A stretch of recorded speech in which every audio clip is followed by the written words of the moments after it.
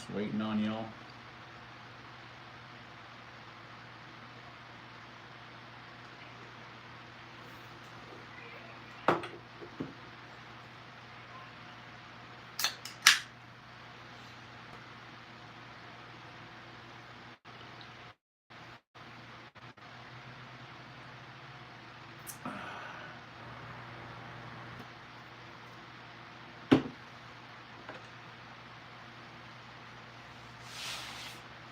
All right.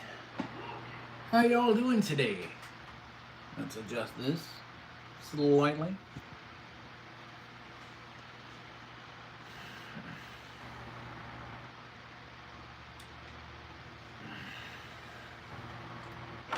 Just hanging out, kicking back,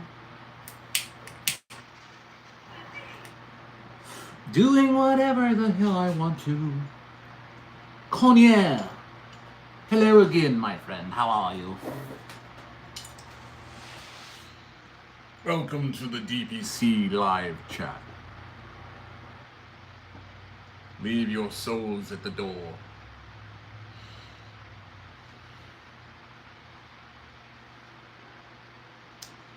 Glad you could make it. You seem to be the first one, probably the only one. I didn't really give anybody any heads up on this live chat. I just kind of just started it. Just because I wanted to, because not far from where I live, there was just a huge explosion at a Planned Parenthood, from what I understand from the news, and from initial reports was a car that was parked in the parking lot, and it took out the Planned Parenthood and damaged the liquor store behind it, which is kind of an odd place to put a Planned Parenthood and a liquor store within proximity of each other.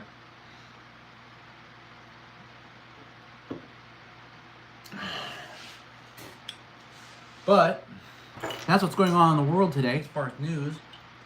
Everyone's up in the air right now over Trump's visit to the Middle East, the progress he made, the deals he made, the billions, trillions, I should say, that were brought into the United States because of it. But he's playing a role that's going to be very familiar to a lot of us. And I assume other people will drop in, but hey, whatever. Got into a couple fights today on Instagram, not physical ones. Kind of a bummer. But they were mad at me because somebody had made a comment about, like, we owe them $300,000 in reparations, like, for each person. And I'm like, what are you talking about? So I asked them to clarify. How you doing, everyone? Mike, thanks for coming in. Mandel, welcome. Thank you. I know I'm gorgeous. I'm also humble too. No, I had a fight with basically people that were upset because I disagreed with the fact that for some reason they think that we're supposed to give them $300K. I assume for the slavery that happened in the United States long time ago. And I'm thinking to myself, but you didn't experience that slavery. You might experience some a-holes around here that still are racist, but you didn't experience that slavery. So why is it that we're paying you anything? I'm just curious. I don't know why they think that way. Paying the bills for the end of the salary. The end of the slavery. Okay, well, hold on. Let me read it. Welcome. And let me read your chat. Hold on. The British taxpayer finished paying the bill for the end of slavery in 2015.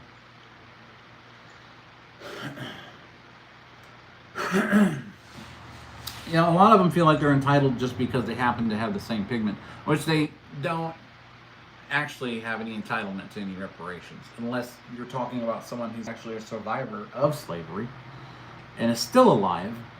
That I get, that I could understand. But these young kids thinking they need reparations, they're like not even 20 years old, 20, 25 years old, maybe all the way up to your mid 30s. I don't know. A lot of these people believe this, and for some reason they think they deserve reparations for slavery. And for me, I keep thinking to myself, well, my people were slaves long before yours were. I mean, damn, where's mine? And that's what I told her. I said, I'll see your 300K and raise you 900,000. So my friends call me cash. I don't think I'll take a check from you.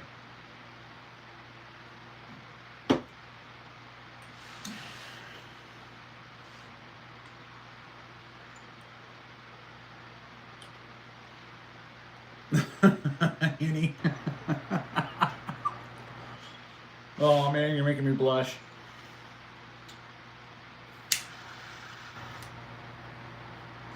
You might be able to see it if it wasn't for the beard.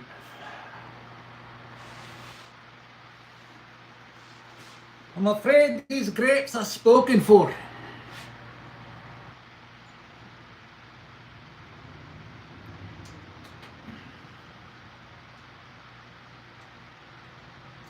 What? Yes, that's because I have a hat on about the whole hair thing. Not rocket science, but I am an experimental propulsion engineer.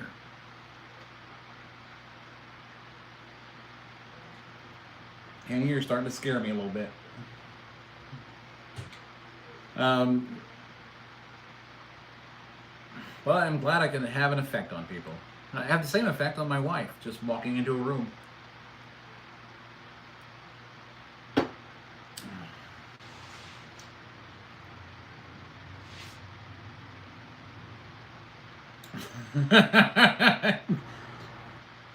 And may I introduce you to the wife?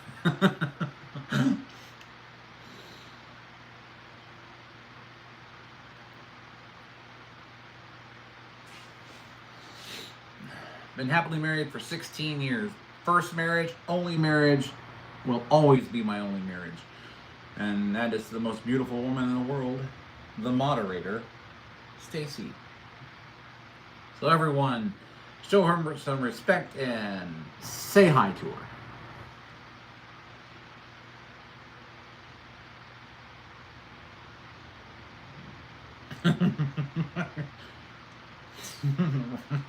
she's got those teeth, man.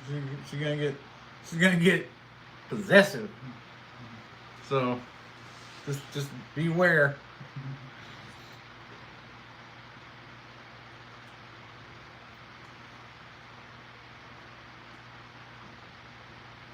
Thank you, Henny. Appreciate you showing respect. But yeah, we're here to just kind of chat and hang out and talk about what I do or whatever it is you guys want to do or want to talk about or want me to build. But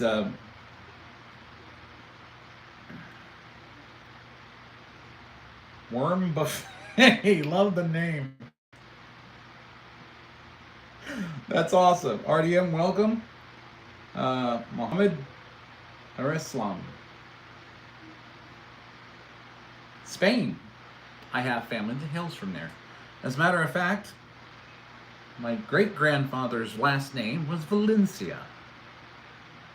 Named after, I think, the capital of Spain. If I'm not mistaken, correct? If I'm correct, that is.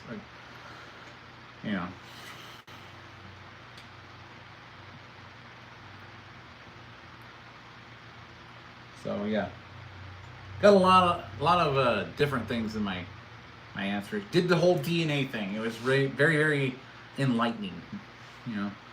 Informative.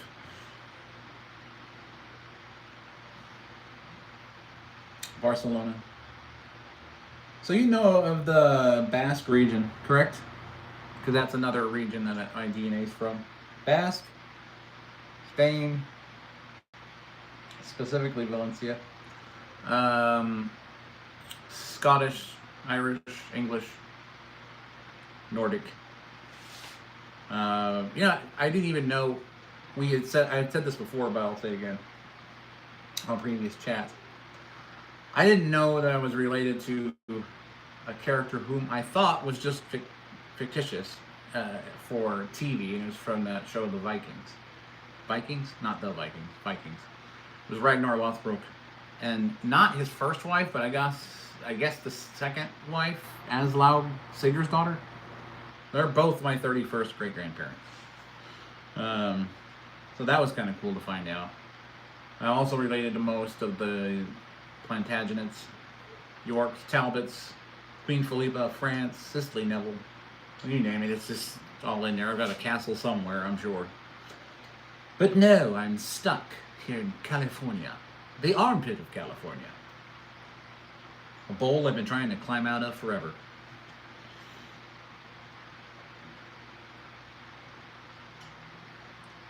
As a kid in the part of Europe, bullfights and all. Oh, that would be cool to watch. The bullfights though for me would probably go a little different. I know you're supposed to like dodge them and stuff like that, but I probably just go hands to hand, hand to hand or hand to horn, hand to horn combat. What can I say? It's the army in me. PXD. What's up, brother? LE, welcome. Rom RC. In Portugal, they don't kill them. Well, I don't want to kill them. I wouldn't want to kill a bull. If it's a bullfight, it's a bullfight. He gives up after I whoop his ass, and then we go sit down and have a couple drinks. Then we're best friends.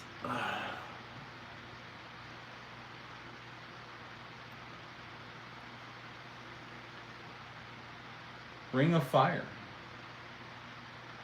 Where there's people bowling with bulls.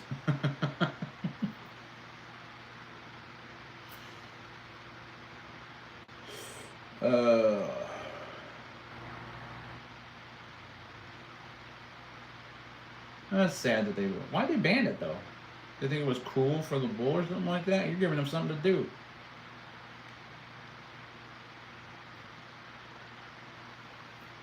Quick question. From Mendel. You're making a quadcopter with a Raspberry Pi. That's very innovative. I like that. It's about 1.7 kilograms. What do you think would be the best BLDC motor for that? If it's 1.7 kilograms,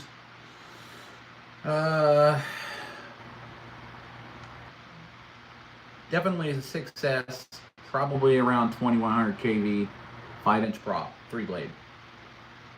Probably be your best bet.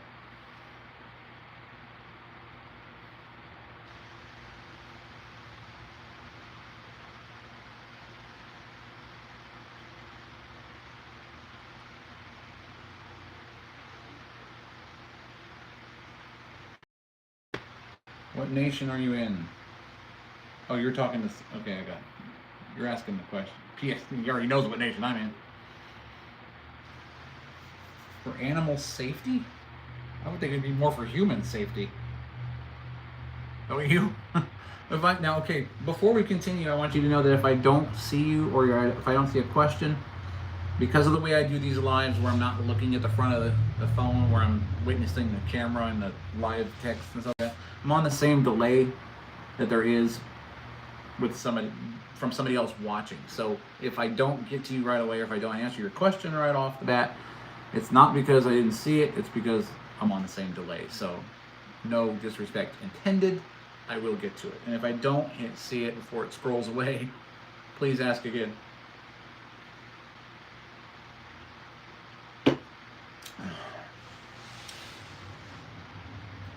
That being said, how is everybody's Saturday? Hope you're all doing well.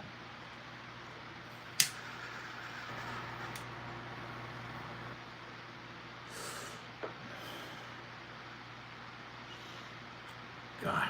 So one thing I can't see what I do is I'll go for the lighter and then I'll go Squeeze the trigger. Alarming habit. I'm like, okay, I'm ready to fire.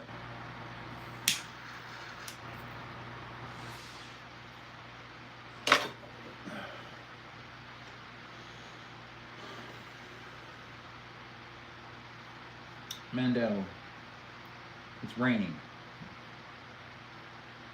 It is? Did I miss the first part of that question or statement?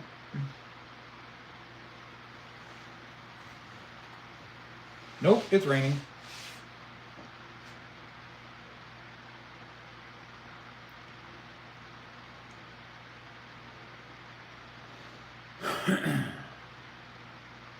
I'm surprised I haven't had any Russians jump in yet.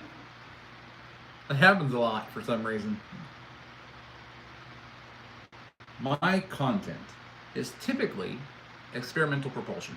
If you look at any of the playlists on my channel, you will see that I have been developing a new EDF engine out of a high-pass configuration, 340 millimeter, because I'm building a drone that's 4.5 feet by 4.5 feet, has a total lift capacity of 1,400 pounds, and is completely printed on a Bamboo Lab X1 carbon. You can see the spin-up tests of some of the motors that I've done at 48 volts, and some of the shorts. It'll say 340 millimeter EDF, pretty easy to find. The playlist is usually the Stubby Fan playlist or the Mach 1 project, because the 22 blade configuration I'm going to be using is going to be for the Dark Star, and the 11 blade configuration is for the drone. So same size fans, same type of blades, different configurations for two different operations. I'm developing this technology on the drone for the purpose of advanced SAR operations, because of the way that the drone flies. It can fly just like a regular quad style drone, but because the EDF's gimbal, they can actually rotate the body vertical so that the flat part of the body turns, and it allows the engines, the front two engines stretch out, the other ones stay stationary where they're at, but they all rotate to where they're vertical. So this can navigate between trees, gaps, things like that in mountains, to get to victims that might have fallen off of, a cliff or between something, or in trees that are become injured or something like that. So it's more for search and rescue and for reconnaissance of the area and for SAR operations. It'll also deliver payloads of first aid, water, communications to anybody who might be stranded or injured, so on and so forth. So that's one of the main reasons why I wanted to start this project, was for SAR operations. And I wanted to make sure that when I do the test, you guys will see it, because I'm going to take it out to the field where I usually test fly. And it's a big drone. It's like the only drone you're going to have to actually haul on top of your car. So it's going to be big.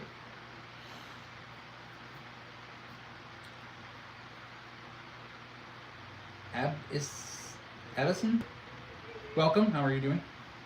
Hope I said that right.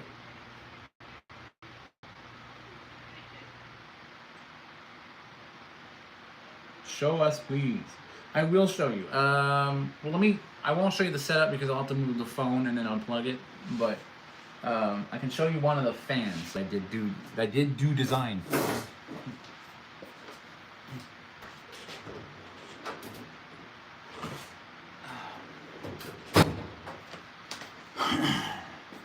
Ta-da!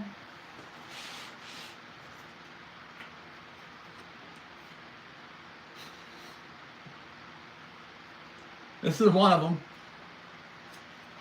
All 3D printed out of straight PETG. And this thing has been up to 6,000 RPMs roughly. But I swapped it out with an 11 blade version inside the system so I could test some more stuff. But yeah, this one's been a very good one.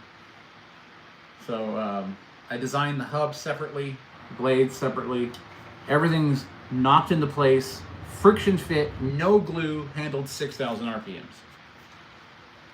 Very easily. And I'm gonna have 4 of those bad boys on the drone.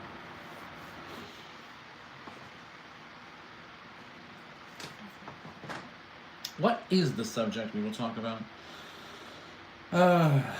Whatever you guys want. Is what real? The fan? Oh, the scale of the thing? Well, the drone comes in at roughly 4.5 feet by 4.5 feet on center of each one of the engines. So a little bit bigger than that. So probably 5 feet by 5 feet. And I literally have to like test spin the engine on top of a 5-gallon bucket because it's bigger than the bucket. So it's really the only test platform I have to set it on. It is running off of a 48 volt ESC, 150 amp, but the motor's capable of 75 volts at 60 horsepower. So when I get the 18S ESC from Mad Components, I'm going to run an 18S pack. I'm also talking to someone right now in a hydrogen fuel cell industry, and we've been going back and forth and talking about a modular fuel cell that will get me up to, she can get me up to 70 volts, which is close enough. Still leaves me some overhead for overheating. And then, of course, I have room for the hydrogen tanks. And the idea behind that is that I think that system will be lighter than 6 10,000 milliamp lipos. So, and I'll get plenty more runtime on the liquid hydrogen. So, ultimately, that's what it's going to be. But for testing purposes in the field and here, it'll be the lipo packs. Plus, it can lift the weight, so it's not a big deal. Batteries are, basically, it's going to be 6 22.2 volt 10,000 milliamp Z lipos. I'm going to have 3 sets of 2. Each 2 will be in parallel, and then the 3 sets of 2 will be in series to get the 18 cell pack. But it'll give me 20,000 milliamps.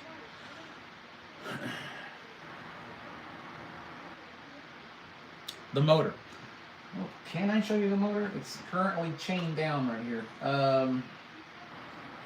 I can show you. I can tell you what it is. It's a 7070 flip sky motor. Believe it or not, designed for an electric skateboard. So if you go and see the spin up at 48 volts, either in the shorts or the full video, you're gonna see what it can do at 48 volts. And this is just a standard. My idea behind this was to build something that you could print and get all the components off of Amazon and do it yourself. So that was the main idea. So once we do a flight and it's verifiable and it runs perfectly, you know, I'll make the STLs available so people can have some fun with it.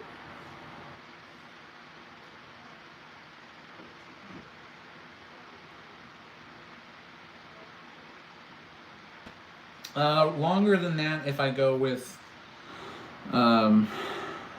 basically the hydrogen fuel cell pack.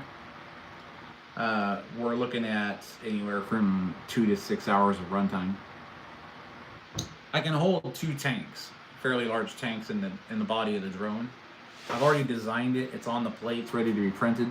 But I'm doing the whole thing in clear PETG because I want to make sure I can get a bunch of Arduino lights in there, because one of my first goals is to go up to my max ceiling that I can do here, and you know, before I have to contact the FAA, and get myself a nice UFO sighting. That'll be fun. So probably 1,000 Arduino lights and a 5-foot drone, 5x5.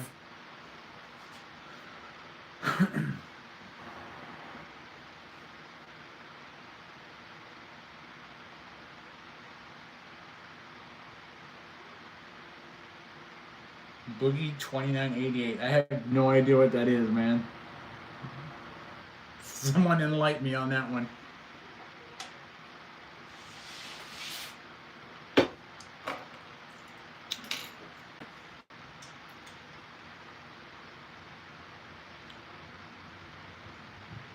I would, but I will.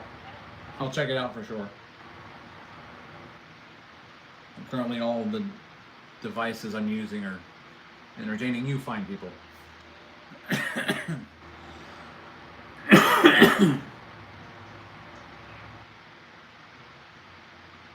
Yeah, I have no idea who that is. I'll have to check it out now. After you've made that statement, it's something I can't forget to do. Yeah, Scottish look today. This is my my stepfather's, or sorry, father-in-law's hat. He passed a few years ago, so we kind of, it's the kind of thing he wanted me to have, you know. Battlezone, welcome. My dear, why are you saying really, Paul? What is he referencing? You gotta tell me, because I'm using the devices in here to do this, so I can't look up anything.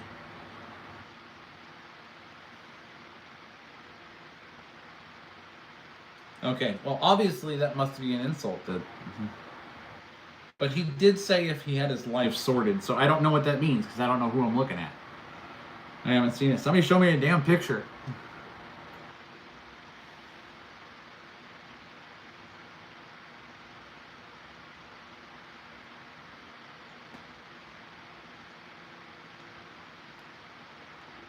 Okay, someone's gonna have to clarify. Darlin, get me a picture so we can see.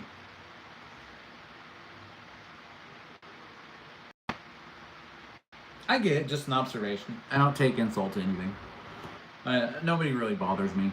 I usually love it when I'm not saying you're a troll, but I love it when trolls come in and they try to get to me, because I'm like, yeah, come on in, man.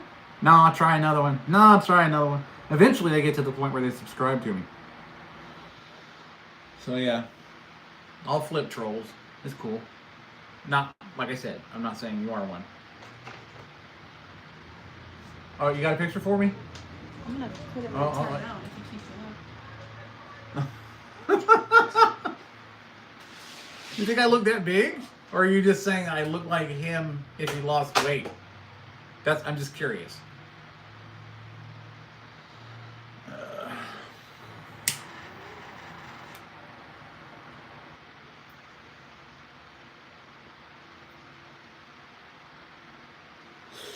I know, it's possible, but those energy need is very high. It's not met. We're not seeing Mandel's.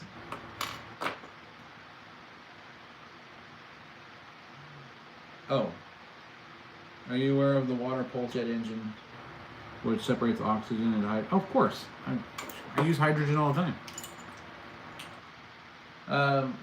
I'm just using a PEM membrane to produce the voltage I need to operate the drone's motors. I think the biggest thing that my contacts in the company that I'm speaking with is, I think the biggest hurdle they're going to get is I need at least 480 amps for overhead on max current draw. He can give me the volts, but we're still working on the amps. Runtime obviously is just how much liquid hydrogen you can take with you.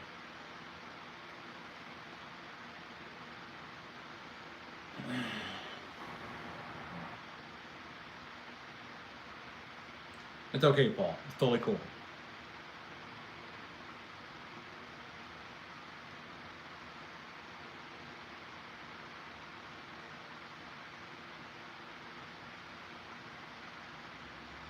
I get what you're saying. I do.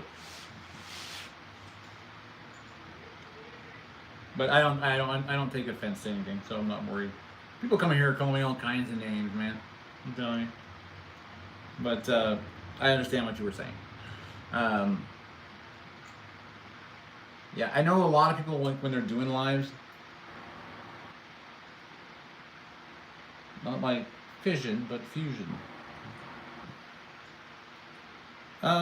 Oh, you're talking like beta voltaics? Hold on. Use those as fuel. Anywhere you can take full set water, which separates. Yeah, I know. Okay, so it's not Well, it's not a form of fusion. I believe you're referring to, if I understand you correctly, is this process of electrolysis where you separate the oxygen from the hydrogen during the electrolysis process from the anode and the cathode, because you'll get oxygen, I believe, on the cathode and hydrogen on the anode, or it's the other way around. Can't remember. But you can, that's part of an on-demand system that I'm starting to put together for a larger, I can't really say too much about it here. I'm doing the hobbyist version right now. So there is a much larger project. But yeah, basically I'm just going to be using a PEM membrane stack to convert the hydrogen and the oxygen into the 70 volts that I need and a 480 amp current draw, which is about 80 amps, which gives me 20 amps overhead per motor. But that's at full throttle, so I'm not pushing full throttle. I don't intend to push full throttle for extended periods of time, for the simple fact that this thing will make probably 300 or 400 miles an hour in a jet body. If the Dark Star is going to run two 22-inch or two 22-blade configurations at 340 millimeters. That's going to be my Mach 1 RC aircraft. So a lot of the body construction is going to be print the body, fiber, carbon fiber mold it, and then reinforce it with either titanium or something that will absorb the heat on the leading edges mainly. I don't have to break the sound barrier for very long. I just have to make sure that once I do, that the dynamic pressure from breaching the sound barrier doesn't shatter the body. That's one of the main concerns. Kazakhstan. Welcome, Kazakhstan. Mr. Bigwat says hi. How you doing? Welcome to the chat.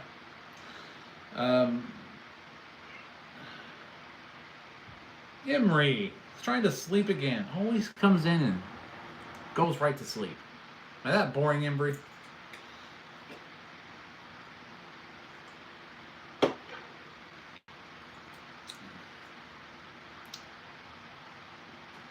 Only person who ever joins my chat in his sleep.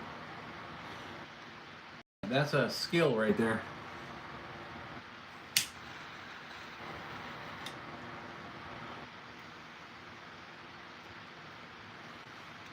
So, yeah, I have a lot of projects going on. Finally got the wing I'm building put together. I think I printed the motor mount just a few minutes ago. It's only running a little 4100 kV, with a little 3-inch, or what is it, 3052, I think, on the prop. But it's just a flying wing, just for fun. No flight controller, straight RC. Just an RX from a FlySky radio, no stabilization. It's either going to be a lot of fun or it's going to go really quickly.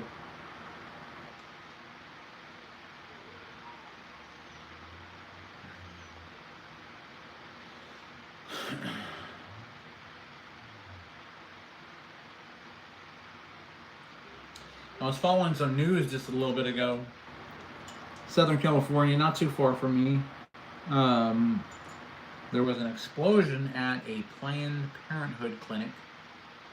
A car parked behind it apparently and detonated itself, pretty much destroying the building. And a liquor store, this was what was odd to me. They had a liquor store behind the Planned Parenthood, which is sort of an odd place to put those two together. Yeah, there was an explosion. I believe the person in the vehicle passed, and I believe there were injuries, but I don't have any current news at the moment to see if there were any more injuries. They're still going to be doing their investigations and so on and so forth. So that just happened. And greetings from Finger. Some of the names you guys have, I just It's amazing.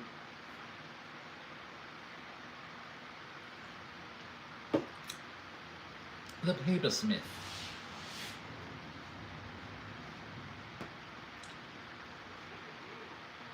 I don't know what that means, papersmith. Is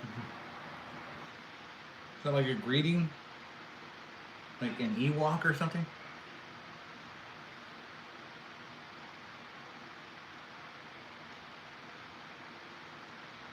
Oh, yeah.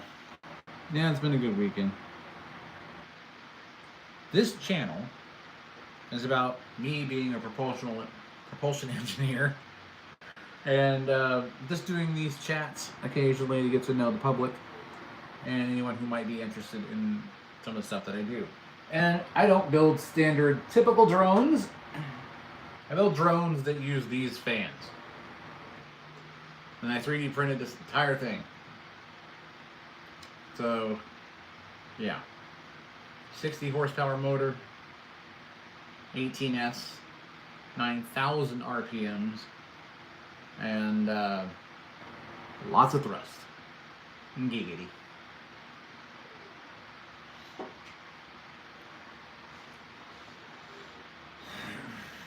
Well, I like building new ideas. I have a lot of new ideas.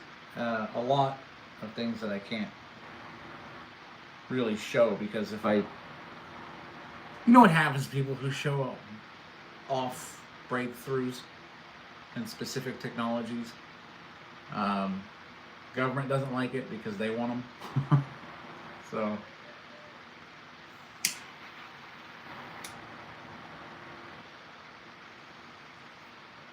How you doing, Johnny? Johnny 2 times.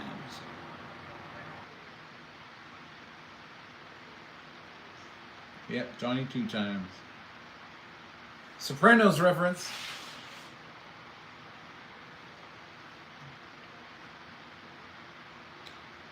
How do you think a single cell life originally appeared on Earth? Like, how did something come from nothing? It was created by our Heavenly Father. There's a very old book called the Bible that explains it in fairly decent detail. Oh yeah, Goodfellas. That's right, Jimmy 2 times.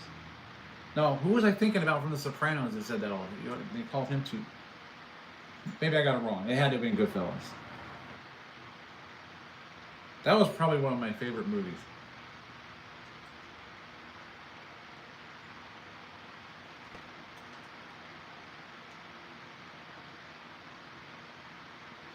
You're welcome, Jack. You're welcome.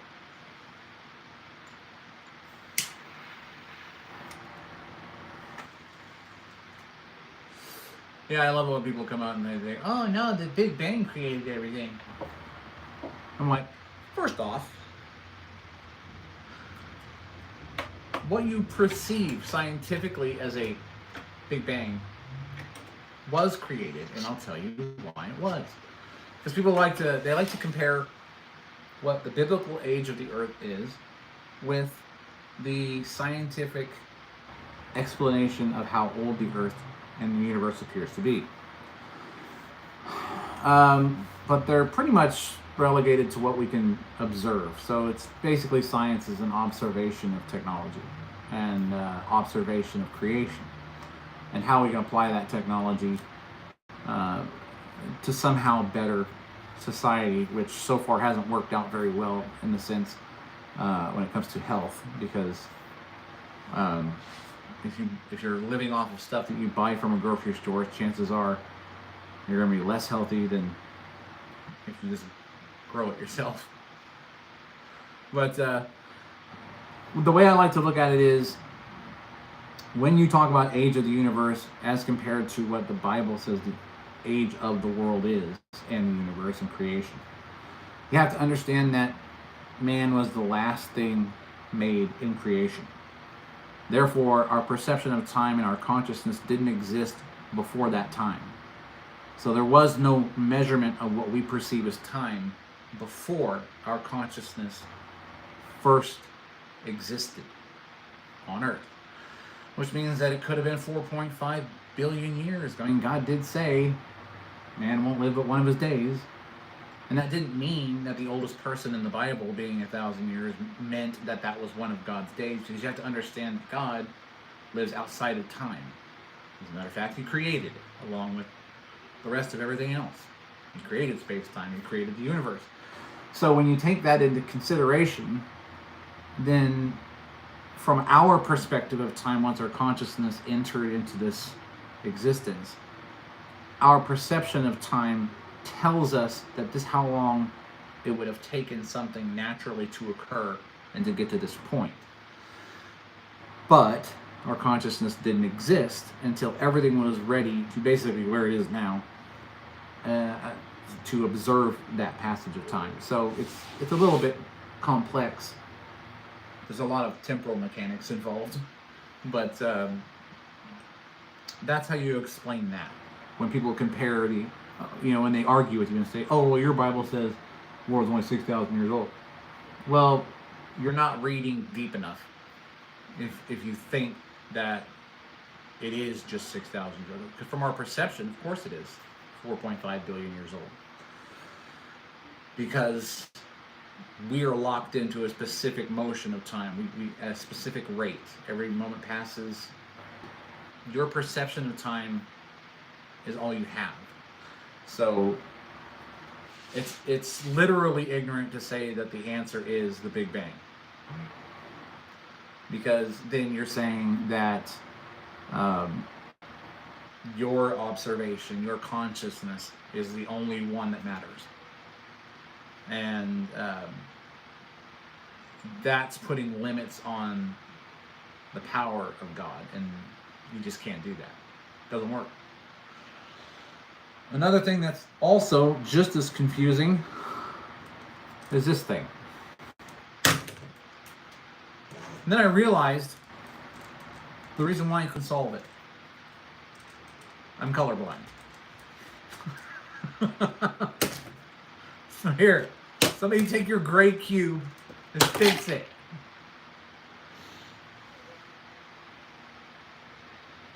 Inception. I don't know if I recall that one. I assume you're referring to the movie.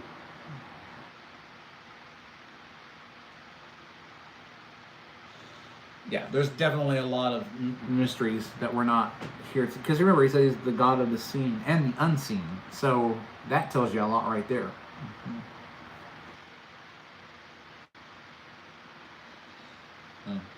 It's also why he's omnipresent. So, he's outside of time, so he could go to any one of you in the exact same minute in time and have an individual conversation, be there just for you. As a matter of fact, he's with everyone, even now. And he can do that because he's not bound by time. Plus, he's eternal, and he's God. And there's a lot of him that we don't understand and won't understand until the hereafter. And even then, we may not get all the answers. But hey, I'm fine with it.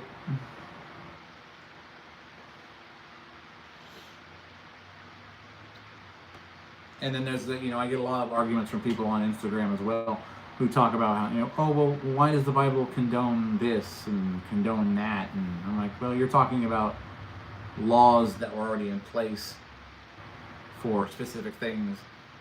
Then I hear God, why does God allow these bad things to happen? I said, look.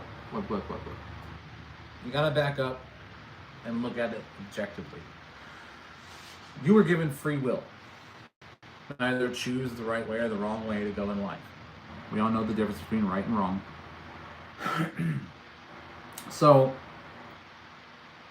you have a free will to choose. You can choose God or you can choose to deny Him. It's just that simple. Evil's in the world because the world is corrupt, because evil entered the world through the first sin. Otherwise, see, Adam and Eve weren't created to die. They sealed their fate when they disobeyed. But God wanted the love of His creation freely, so otherwise what value would it hold? Right? And then you know, everyone tries to blame God and says, "Oh, I'm not going to follow a God who allows this." I was like, "No, no, no, you don't seem to understand. God's allowing you to make your own choices. Mankind is the one who made the world as the way it is today. The wars, the killing, the hate, everything is all a design of man. So to blame God it's a cop-out. Basically, you don't want accountability for your actions. So you think it's easier just to pretend he doesn't exist. You know, and I like to say, whether you believe it or not, the wolf doesn't care whether you believe he stalks you from the tree line. And those are just the simple facts of life.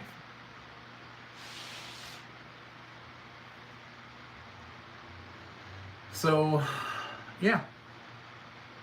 And as you can tell, with the way the weather has been lately across the country and in other countries, it even said in the Bible, you'll have trouble knowing the seasons near the end. And, you know, I lived in California my whole life. It's only recently that we've ever had tornadoes that tore through towns right next to us. Literally last year. This year we had several tornado warnings. One actually, I think this year, touched down in a town close to me and tore up a roof off of a couple buildings, tore up trees through an orchard. These are tornadoes in California, okay? Earthquakes we can handle. I don't mind the earthquakes, you know? Everyone on the west, or the east coast, freaks out over a 4.1. Over here, anything like a 5.5, you know, just stirs your coffee a little bit. But we don't really start to worry unless it's over a 7.5. You know, and then we're like, did you feel it? And I'll sit here in my house and I'll wait for the house to shake. And I'll go, hey, that was cool. But if it's over 7.5, I'll find an open field and wait for the ripples, and I'll dirt surf. Yeah, that's kind of cool.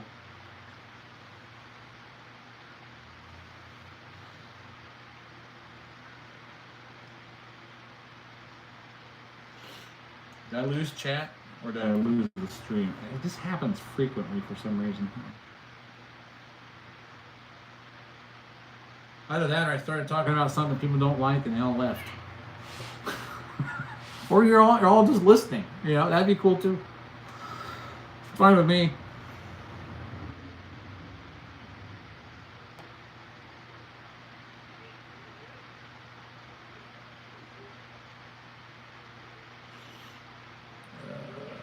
Trying to catch up on the chat.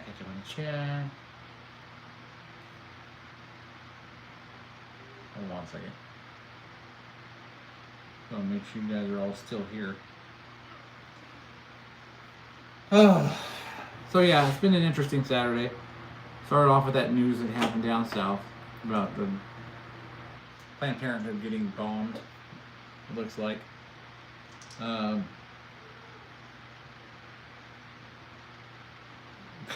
here. Are you what? Are you woke? I have no idea. It depends on the context in which you're asking the question.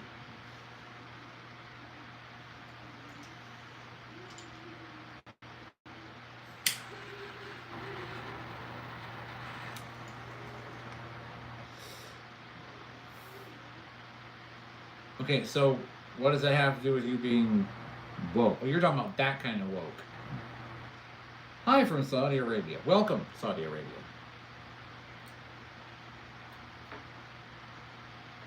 You guys like that Trump visit? Wish somebody would give me a jet. Or at least some turbine engines I can play with. I don't have a CNC machine yet. Otherwise all this would be aircraft grade aluminum. I'd be flying to the store already.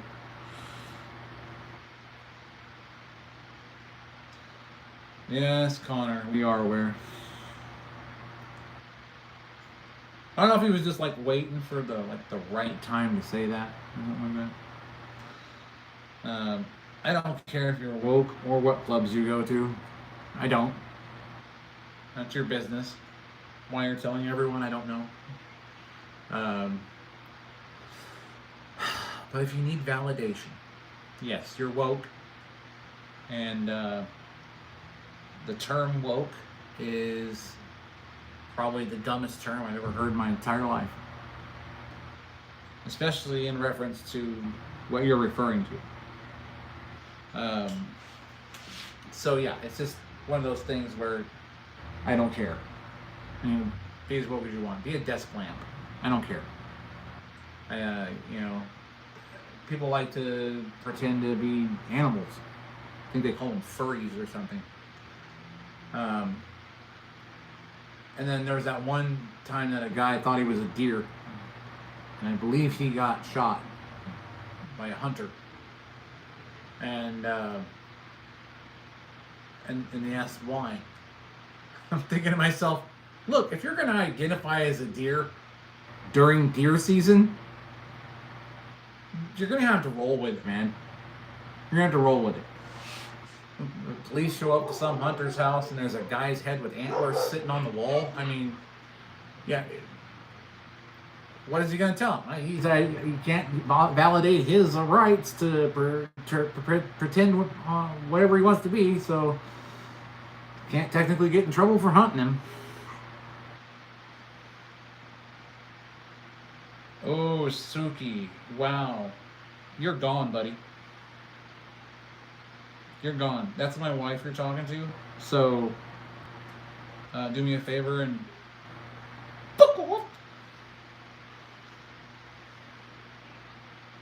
get rid of him now. Go. Nobody talks to my wife that way.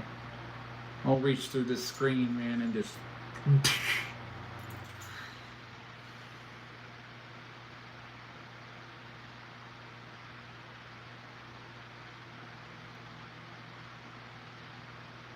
Suki, Suki, Suki.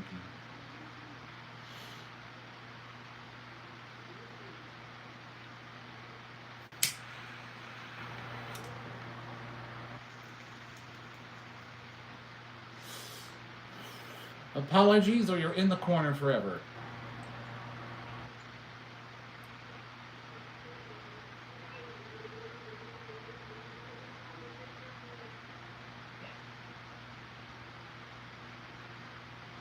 No, I'm not Jewish. Yes, but if Suki continues that, my dear, time them out. And if anybody else is being disrespectful, time them out. I'm gonna find out real quick. You can say stuff to me all you want. I don't care. You insult my wife, you're gone. Bottom line.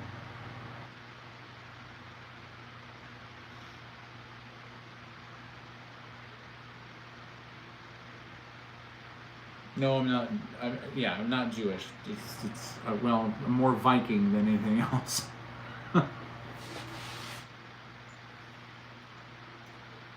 No, I know you were just wondering because of the beard. I got that.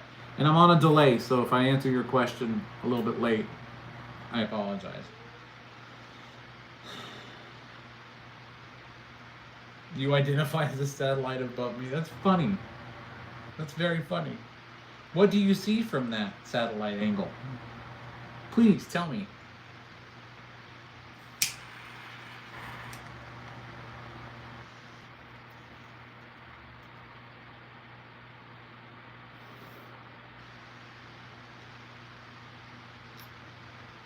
Hey, you take care too, man. Appreciate it.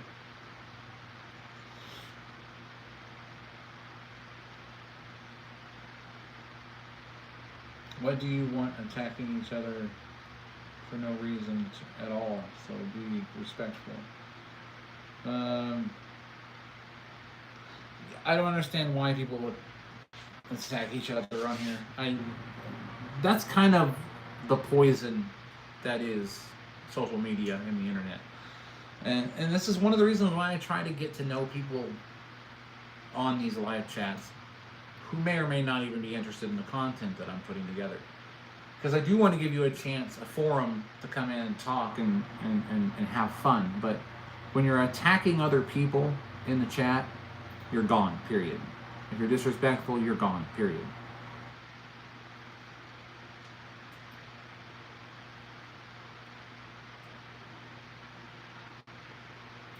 Some what? Maneuvers after you smoke the crypto? I have no idea what that even means. What's crypto? I thought it was a currency.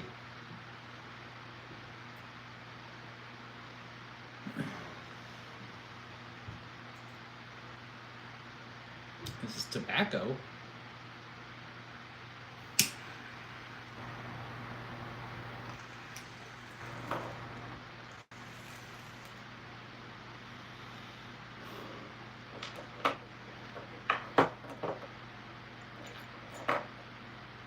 I don't even know what crypto is. Explain.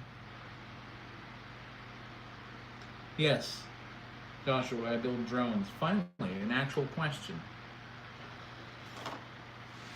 I build experimental drones. Oh. Out of these.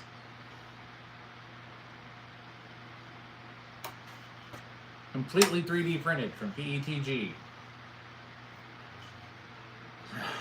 This was a fun one too. I've got another blade that's an 11 blade version like this already in the stator casing and everything so that I can test it out. And yeah, I'm building a very big drone. A very big drone. But I like EDFs. I don't like open props because it doesn't solve a specific issue that I'm actually designing a drone for.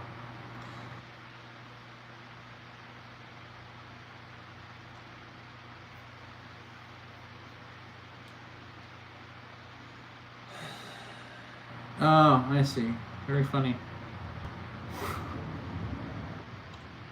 Okay.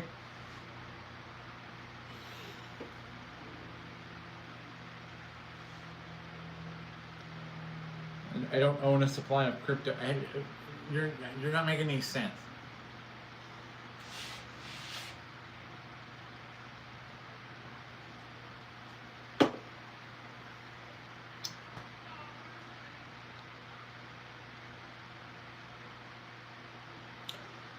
Okay, I just bought a DJI Air 3. Is the Air 3 good?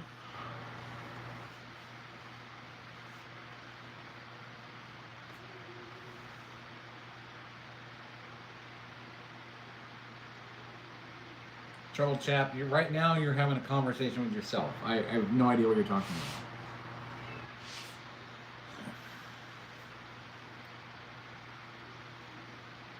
The Air 3. I thought about getting another DJI drone, but I think most I'm going to do is probably just the onboard cam for FPV, like a that V4, the VTX that they came out with for hobbyist drones, you know, for doing FPV flights and stuff. I don't race drones or anything like that. My experimental drones are designed for a specific purpose, and right now my max speed on the 22 blade 340 times 2 in the Dark Star is a projected speed of near Mach 1, but if I push it, I'll probably break it. I'll break Mach 1. That's the goal. That I'll have to fly in goggles, because I'm going to have to go half a mile out before I go over the test site where we're actually going to measure the speed. So, yeah, that'll be fun. A Mini 4 Pro with goggles. What control do you use with your drone? I have a TX16S right now, ELRS 2.4.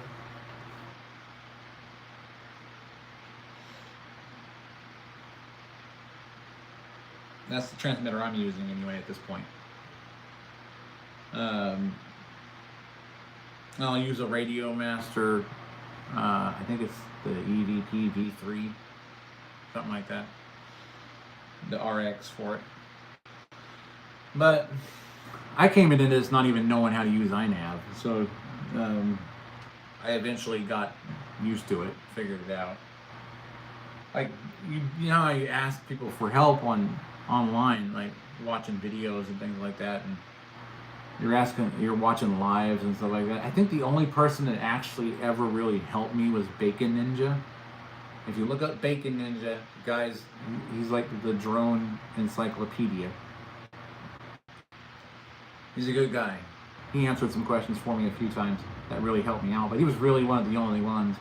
Joshua Bardwell, he knows his stuff, but unless you're paying him, you're not going to get your question answered. So,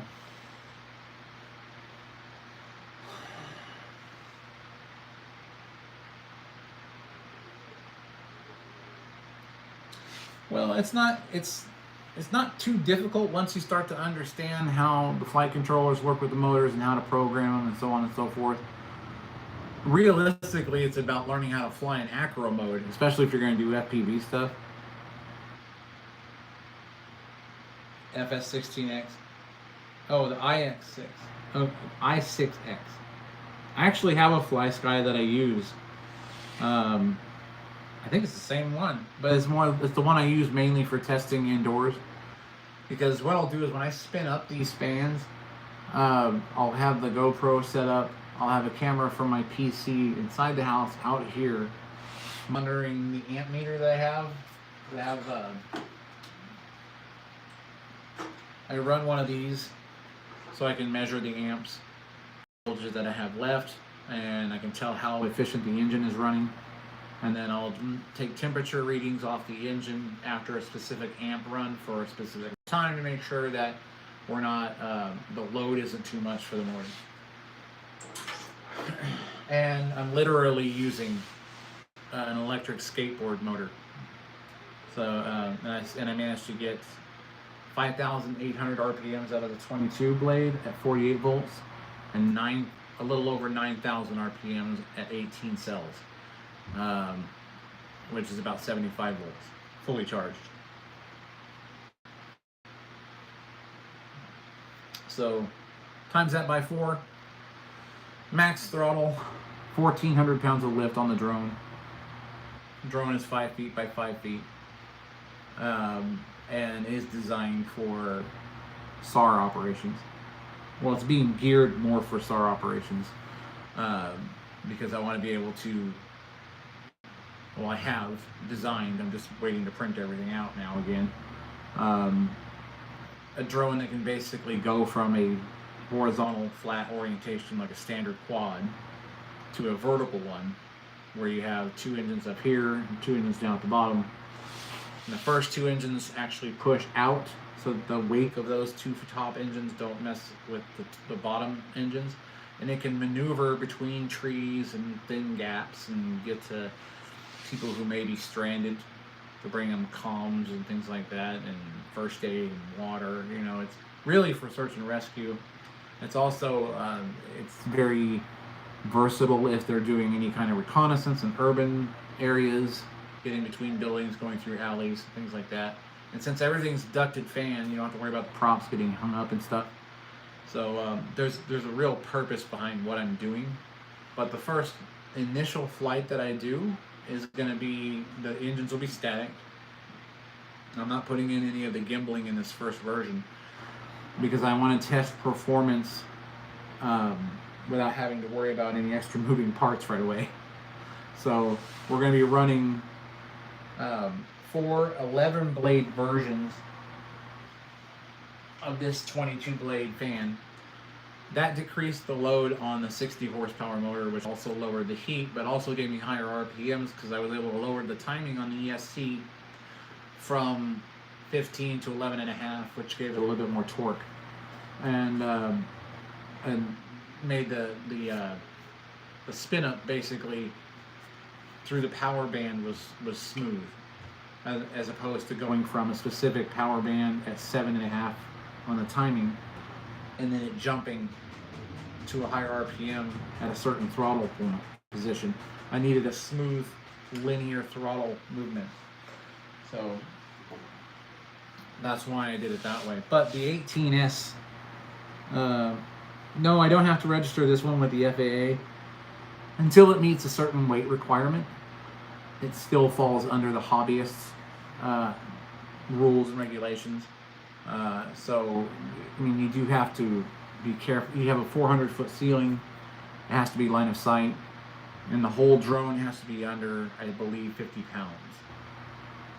So, and this qualifies because it'll be under that. Which is why it has such a high thrust to weight ratio. So, when I do the Mach 1 flight with the plane, then that is something I'm going to have to register because I'm going to have to be up at a specific altitude. 400 feet would work, but I'm also going to have to do it FPV because I'm going to have to do it in goggles because I'm going to have to go half a mile out from my takeoff location and back over the runway for the actual speed verification, which should be interesting because you'll hear it. I'm going to film the whole thing when I do it, so don't worry about that. I'm working on the carbon fiber body. That's why I built the MPCNC 3-axis machine behind me. 3D printed that up. Got the metal parts I needed and all the controllers. And then that's going to carve out basically the body sections where I can make molds for the carbon fiber pieces. Plus, it'll be able to cut out carbon fiber sheeting of different thicknesses for the body ribbing as far as the internal parts for strength. Because I do have to consider the pressure on the airframe once I pass that barrier. Once we start to get close to the speed of sound, the body has to be able to withstand that force. So, and that's one of the reasons why I was going with an SR-71, SR-72 kind of model, because it's designed specifically for hypersonic flight. So even at this scale, it'll definitely be strong enough to handle it, I believe. Leading edges, of course, will be an alloy to prevent overheating. And since I'm not going to be pushing it past Mach 1 too far, I'm not going to be worried too much about overheating. So, yeah, there's that. You know, I honestly think it's where whatever state you're in, whatever their drone regulations are. From what I understand, if it's under 50 pounds, you're flying with line of sight and you're doing it under 400 feet, you don't need, and this is where I'm at, so in my location. Those are the FAA regs for what I'm doing here. So my larger project, which has not been seen on my channel, will be seen until it's finished, because I'll go through all the videos of its assembly and everything. That, I almost called it what it was. That design is something that's going to some people. It is. So that one I'll have to get clearance from the FAA, or someone will intercept me when I take off. So that I was warned about. I said, you know, because I have the plans and I ran it by some people at the FAA and California. So yeah, they have strict rules. You know, California, nothing fun is legal. So you have to follow the strict rules.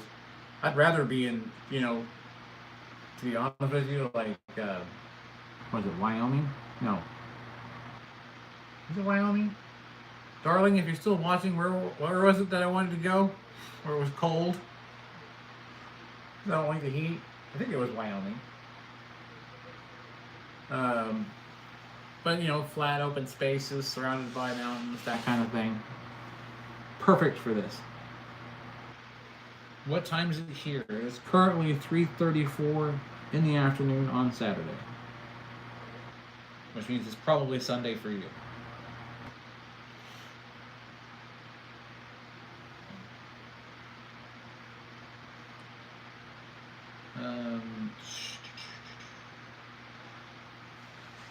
I think now, Joshua, I think when you're talking about the 250 grams, I think you're talking about if you're registering a drone for any kind of commercial use. That could be what you're referring to, or it could be just something in your state or your area. Yes, you're a whole day ahead. I went through the same thing when I went to Australia. It was confusing. And the jet lag, I was like, I'm not going to experience jet lag. And then I got there and I was like, the first thing I did was like middle of the day, I'm at a hostel and I get some, just to get some sleep, and check into a hospital. And I had to get used to, the new time.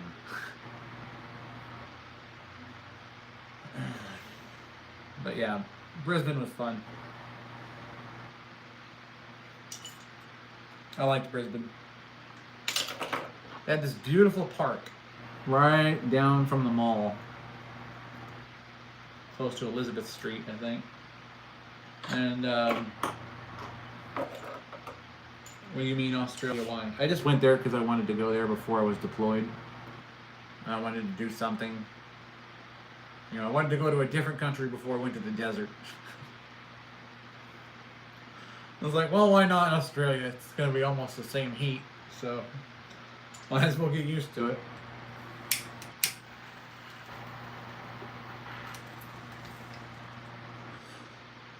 I had friends that worked at the Golden Circle Cafe there.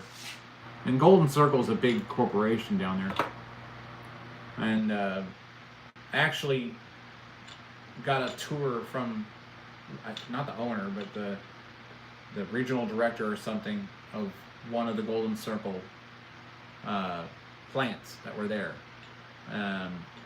So they took me through that, showed me that. I got to ride the ferry up the river.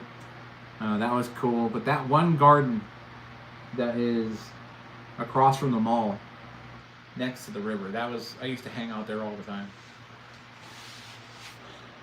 That was a great place. And my friends like Marty and Jess and stuff who worked at the Golden Circle while I was in the mall before they shut it down. And yeah, it was an interesting experience. I mean, it was fun.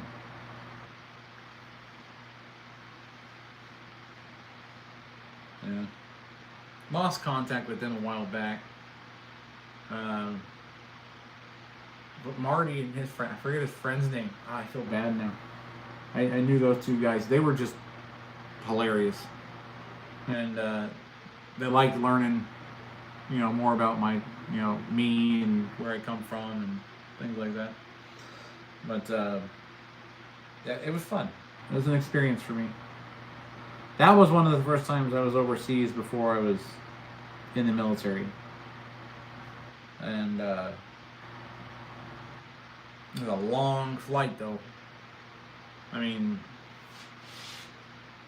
SFO to Hong Kong International, and then from Hong Kong International to Brisbane. I think I was 18 hours or more. I think 18 hours was the first leg of the flight. But let it never be said that I didn't accomplish it in coach. I'm 6'4" and 290, and I'm sitting here just jammed in this little chair, flying over the Pacific. And the people, and this is like, everyone was worried, well, everyone who gave a damn about me at the time was worried because it was after we were attacked, like right after. And then I was set to deploy, so I wanted to go have some fun before that.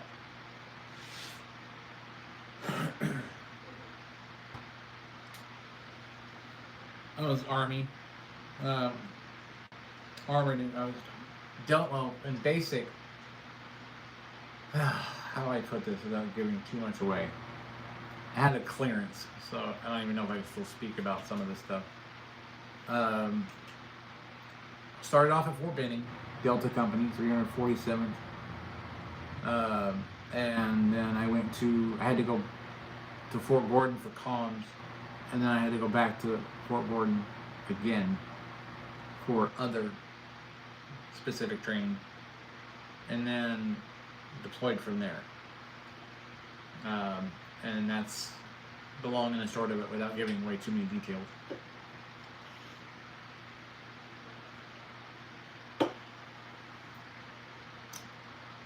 Yep. Those were some fun days. M31. How are you? Welcome to the chat. But yeah, the one thing the only mistake I made going into the military, because being in the military wasn't a mistake, it was actually fun, was I was used to the California climate. And then when my basic training started, it was mid-July in Georgia. So you can imagine somebody who's never experienced that climate before going to it and going, oh, it's only 85 degrees. And they're like, why are you acting like 85 is nothing? I'm like, I'm from California. And they're like, oh, wait till you get off the plane. I was like, holy crap. Now I get it. Georgia's like a sauna in July.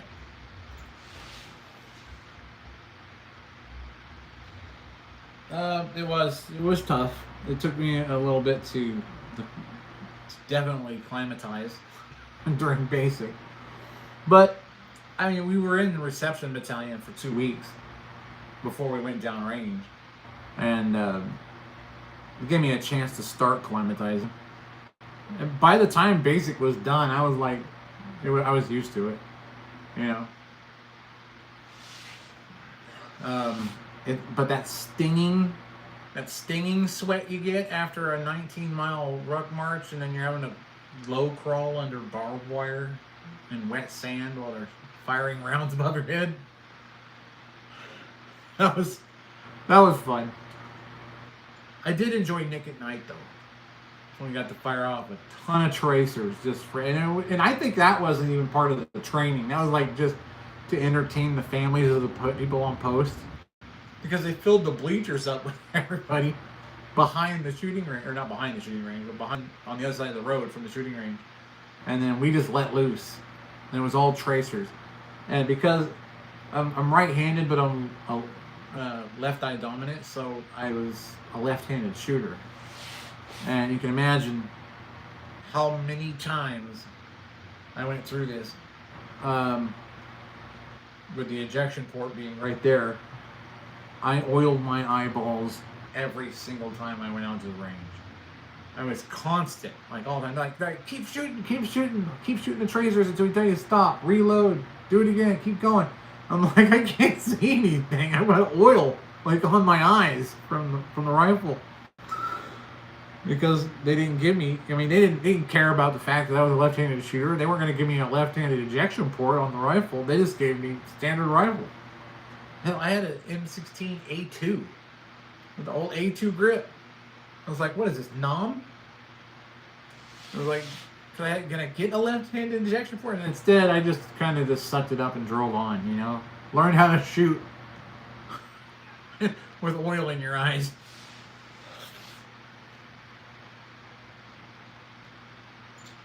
Have I worked in the Army? Yes, I have.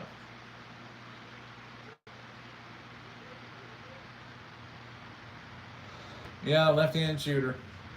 I can shoot right and left-handed, but rifle I prefer left, pistol I prefer right-handed. But I can use either one.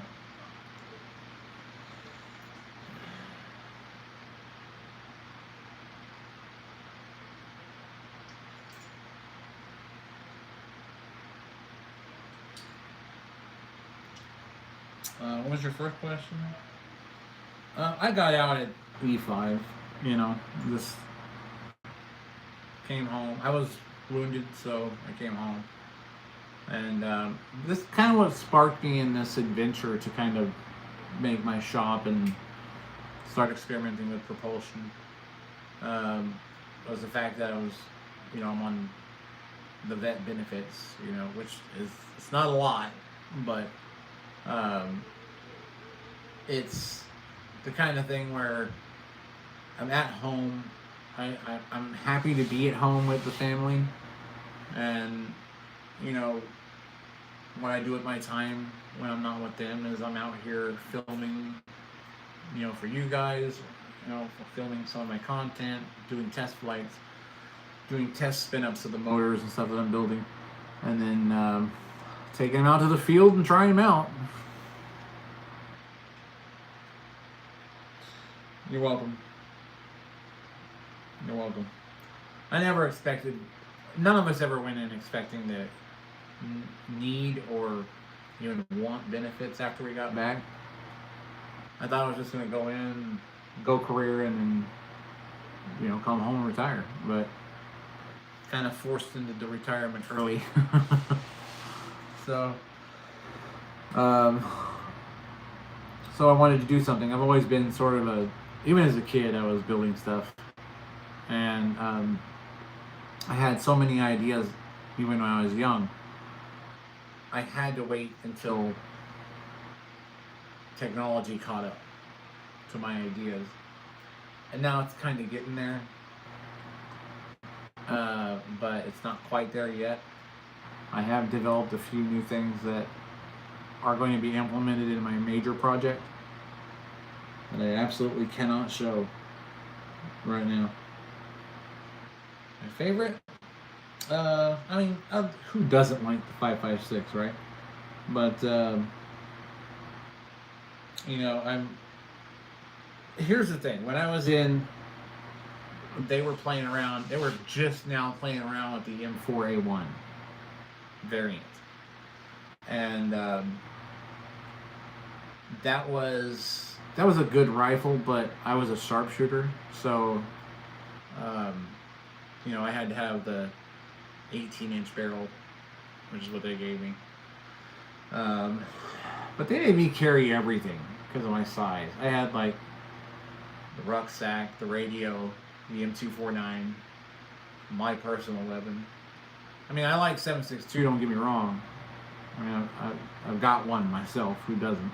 You know. But it's not bolt action, obviously. It's like an AR-10 variant. Sort of a home defense weapon.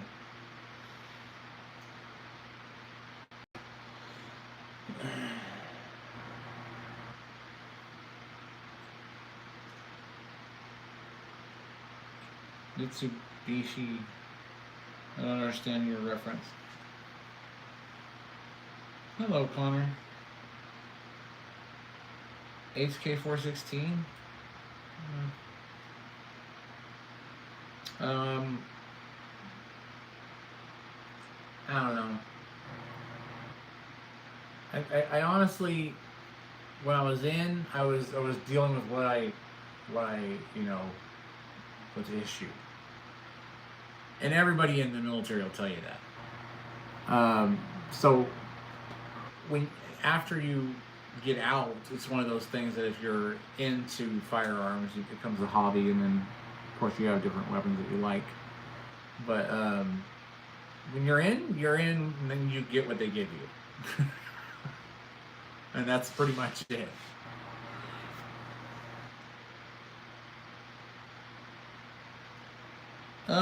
Yeah, but you know, mine's designed. I designed mine a little bit different. The only thing that's hot in them are those 1989 Venezuelan cadmium rounds that I found. Still in the box. Someone's like, "Here, you need 1,000 rounds?" I'm like, "Yeah, sure, no problem." But those don't work in a bolt action. They'll jam up a bolt action in a heartbeat. You have to have a gas-operated weapon for that. You can't use those cadmium rounds from Venezuela in a bolt action.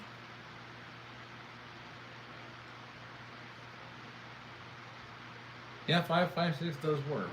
Unless you have, level 4 plates.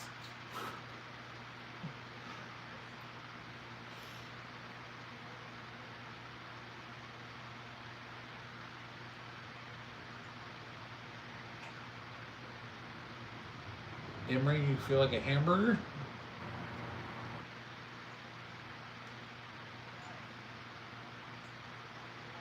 You're welcome, Mando. Yeah, it was an adventure.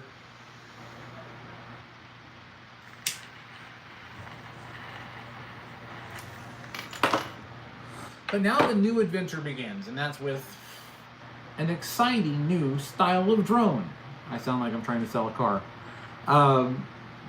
Introducing the new Stubby Ultra. I started this off by calling it the Stubby Fan because what I basically did was rip apart a high-pass turbine engine and convert it to electric, get rid of the components I didn't need, redesign the blades, and then make my own high-pass inducted EDF engine for the purposes of making drones out of a high-pass fan. Ford commercial. No, this is if you see one of the Shrike playlists in my content, you'll see where I was originally started with 70mm EDFs, and I made a drone out of that. The version 10 Maiden, that was the one where, because I'd gone through a lot of different variations, crashes, things like that, getting the oscillation out with iNav, working with gyro filtering, all that other good stuff. That was a learning experience. The issue I had was I started with my original, my final design for the VTOL system before I understood EDFs and how they function with a flight controller, because most people don't use EDFs with a flight controller. They use standard open prop drone motors. So it took some work. I couldn't use a standard power distribution board on it because I was pulling 340 amps just off the 4 70mm EDFs.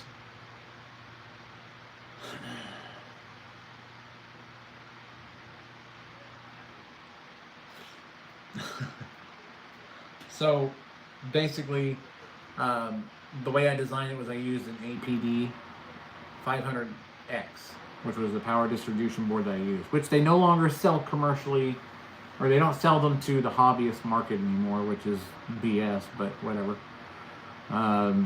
They went commercial, so now I'm doing the LLC thing so I can order them, but then I don't know how many they're going to lock me into on the order, because I just want to build a couple more Shrike drones to kind of have around. I want to do another 70, I want to do a 90, and I want to do a 120mm version of that one.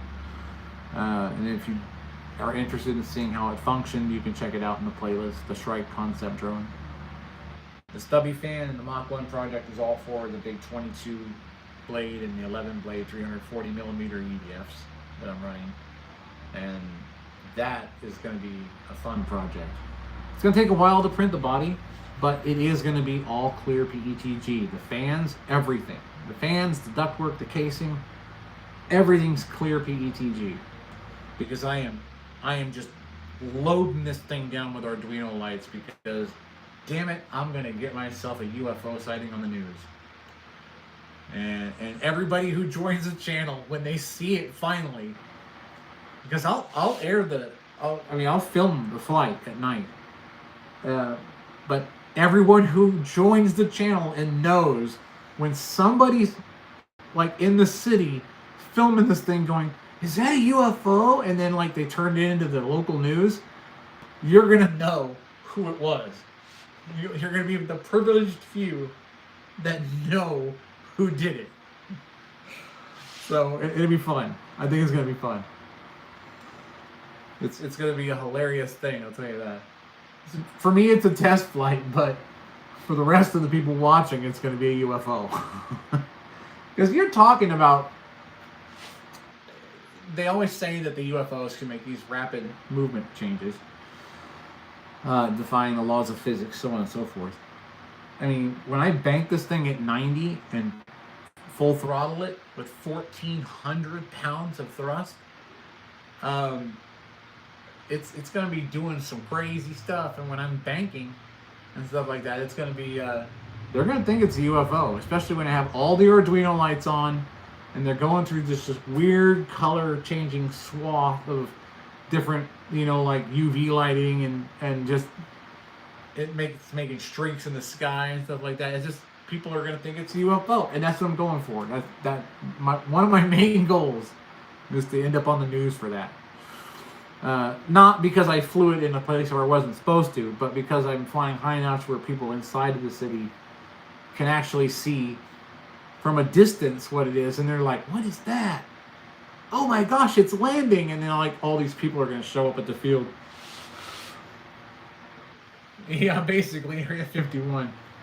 I don't believe in aliens though. I just think it's going to be funny that most people who do are going to think that's what it is, and that'll be a lot of proof for the fact that UFOs don't exist, and aliens don't exist.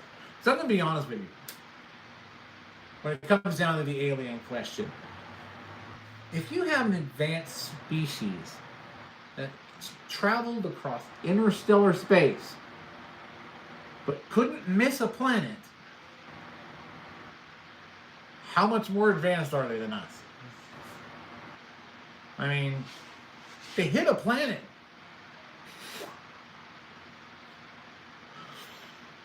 I mean, it's just hilarious to me. Like, we found an advanced species. Half of them were dead because they crashed.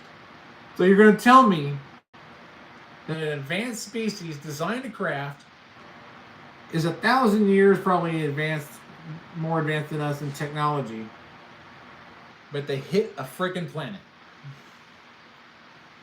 I don't know. I don't buy that story. Then you got all these people that say, "I was abducted by aliens." No. Okay.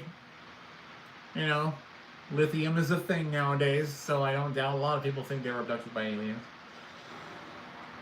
You know how many people talk to me and they're like, "You're a starseed." I'm like, "I'm a what? I'm a star what?" How do you figure, sports fan?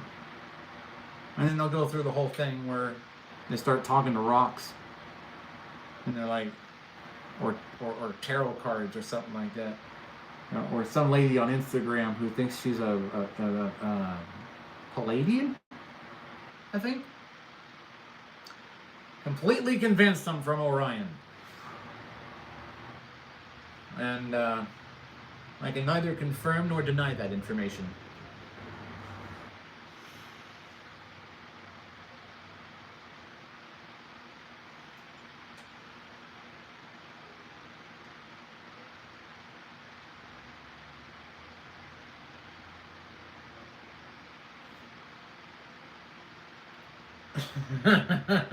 Yeah, basically, Endo.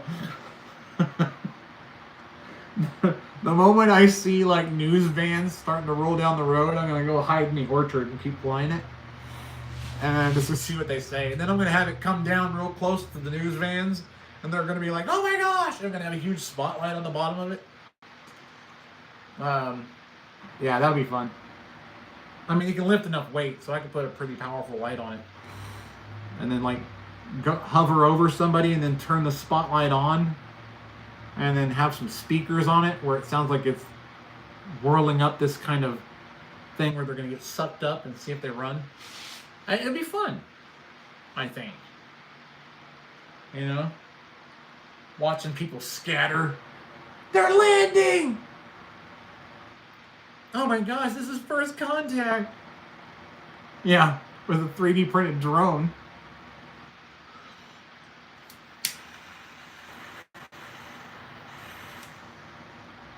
And I'll film that live.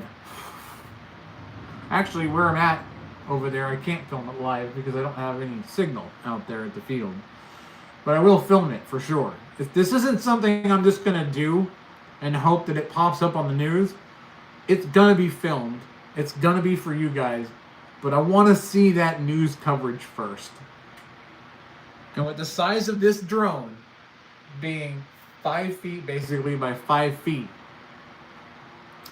no props, inducted fans, and glowing like something you've never seen before, that's going to be fun. That's going to be a fun day. So you all remember this. You subscribe. Everybody subscribe. Share with your friends. Say, this is what's going on. Because I'm going to let you know when everything's done and I'm ready to go out and fly. And you're not going to want to miss it. And I'm telling you right now, you do not want to, I mean, share it with everybody you know so that we can all sit back and have a really good laugh when the news picks it up. That's like one of my main goals. Besides building this for SAR operations, this is one of my main goals, is to be the UFO in the sky. Oh, that'll be fun. That's going to be great.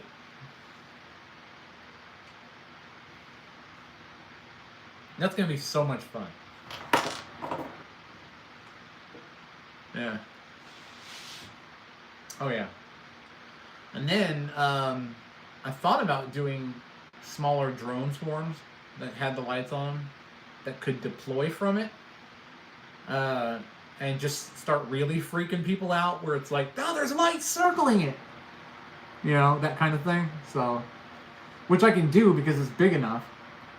And I have small drone bodies that I could use with some little 4100 kVs and just put really bright LEDs that I could change the color on. And then just have them swarm the drone. The big drone, like at different angles and stuff like that as it's circling. I mean, it would just trip people out, and I think that would just that'd be hilarious. If I don't get a couple million views on that video, I'd be surprised. You know, because that to me is that would be viral, I think. Especially if the news shows up. And you've got the police blocking off the roads and stuff like that. You know, it's like, hey man, it's a hobbyist drone. I'm flying under the height limits. I'm underneath the weight limits. It's line of sight. Not doing anything wrong. And you guys are the ones who blew it out of proportion. With a speaker, yes. With a speaker, absolutely. Or I start like doing the alien clicking noises and stuff like that. You know, when the light comes on. Just like big old light, and then, you know, that kind of thing. Just scare the hell out of everybody. Yeah, that'd be funny. People are like, run for the hills!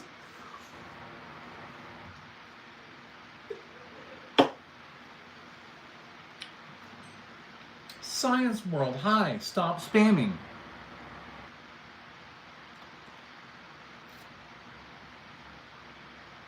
I told you, I'm on the same delay as you are, so if I didn't see you say hi the first time, I will.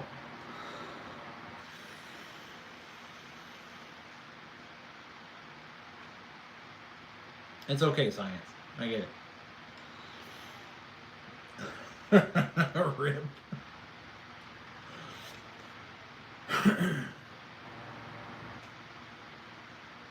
Who could forget you, Science World?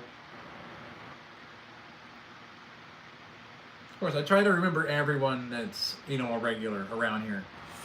And I hope some of the newer people that have come in, you become regulars, you subscribe. If you think my content's cool, share it with your friends. Help me grow this channel, because I'm going to tell you, this stuff's getting expensive to do.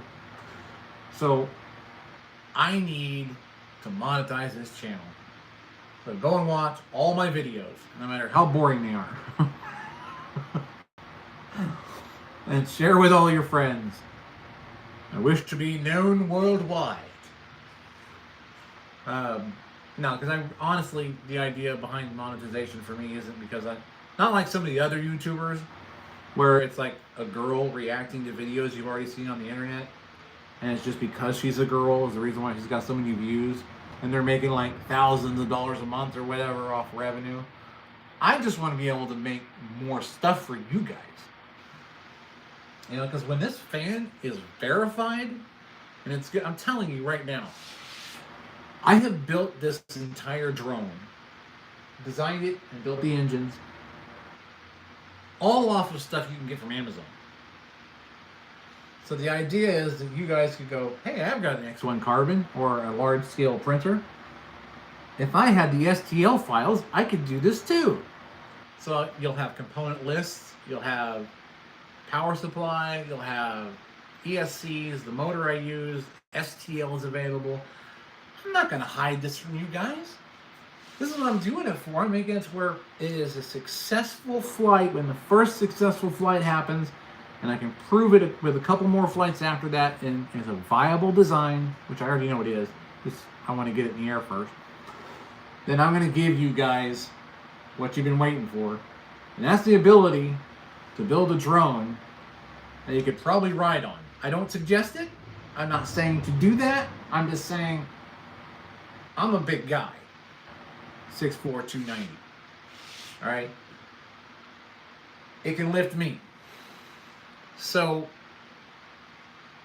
the idea is eventually I want to put together, obviously with CNC equipment, so I can make these blades and the fan designs all out of alloy, and of course make the thing safe.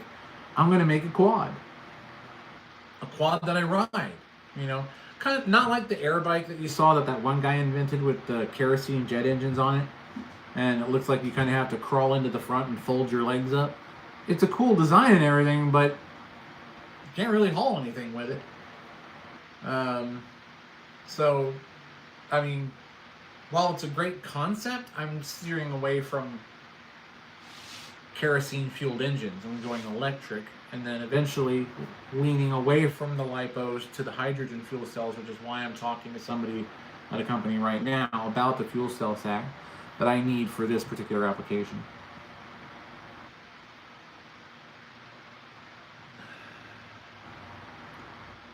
Who was that guy ages ago on here with the wife? What are you talking about, man?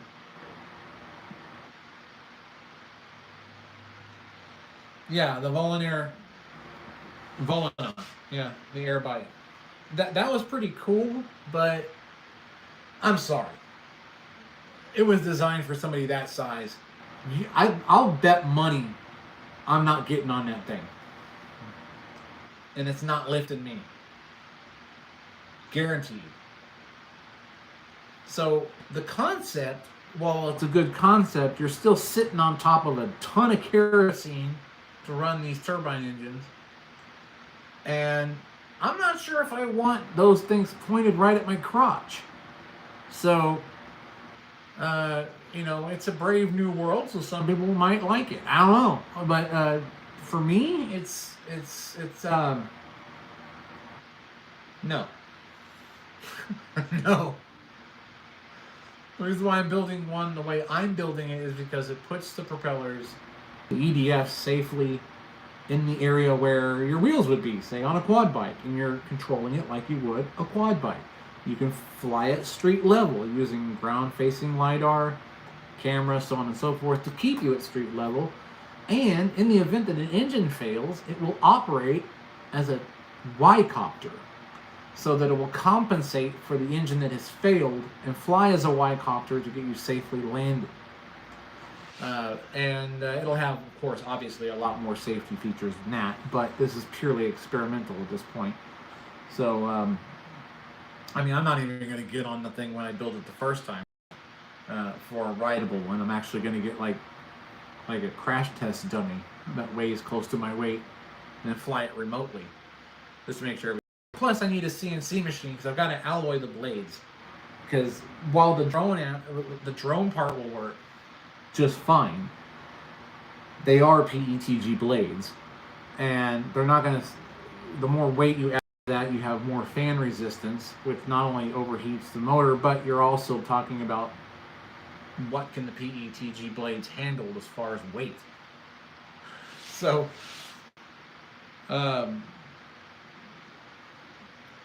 Steve, welcome. I'm glad you like it, man. I'm glad you like the fact that the EDF. This is. That's one of the blades right there.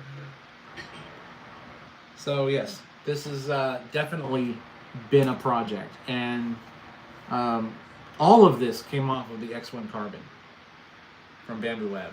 They're not affiliated with me, but for crying out loud, I wish they would be, because I wouldn't mind them sending me an H2D so that I could actually do this more efficiently. Plus, I'm sure there's a lot more features on the H2D that would help me out, especially with the bigger build platform.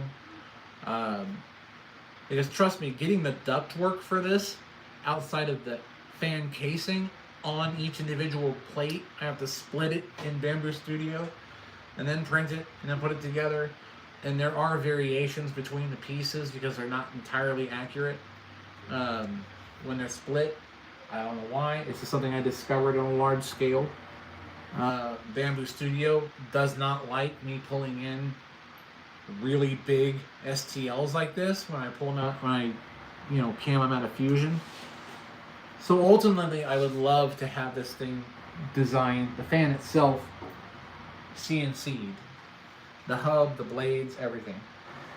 Now that fan, like I said before, is friction fit.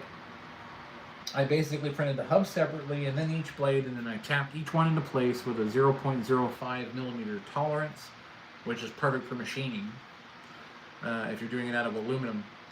But with this particular PETG, which is Creality, by the way, I was able to tap them in. It was a tight fit. I spun this thing up to 6,000 RPMs. No glue on the blades. No glue. And you'll see that on the 340 millimeter spin-ups. Any of those videos that I have up, the shorts and the videos, you'll be able to see the spin-up. And there's just no glue holding the fan together. None. It's all friction fit. So I did something right.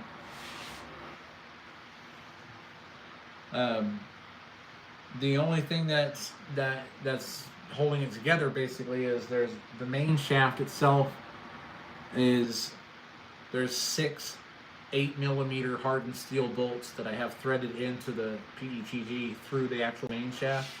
It sits on 4 40 bore 52 outer diameter roller bearings that are stacked, and then on the back end, the new shaft is actually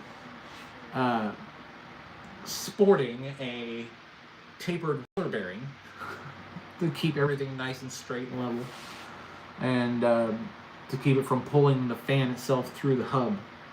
Plus, I have a forward support bearing on the front for when it goes to a 90-degree bank because of the weight of the blade. So, and I'll show you the blade. I'll show you the setup when we're done here. So you can kind of get an idea.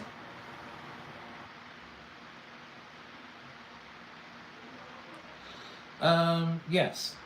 As a matter of fact, when I do put the ESCs within the system, the ductwork allows for me to actually have the ESC right in the path of the exiting velocity of the air, which will cool the ESC because the MAD Concepts 18S 120 amp has these great cooling fins on the top. So I'm going to make sure that those are within that airflow to keep them cool.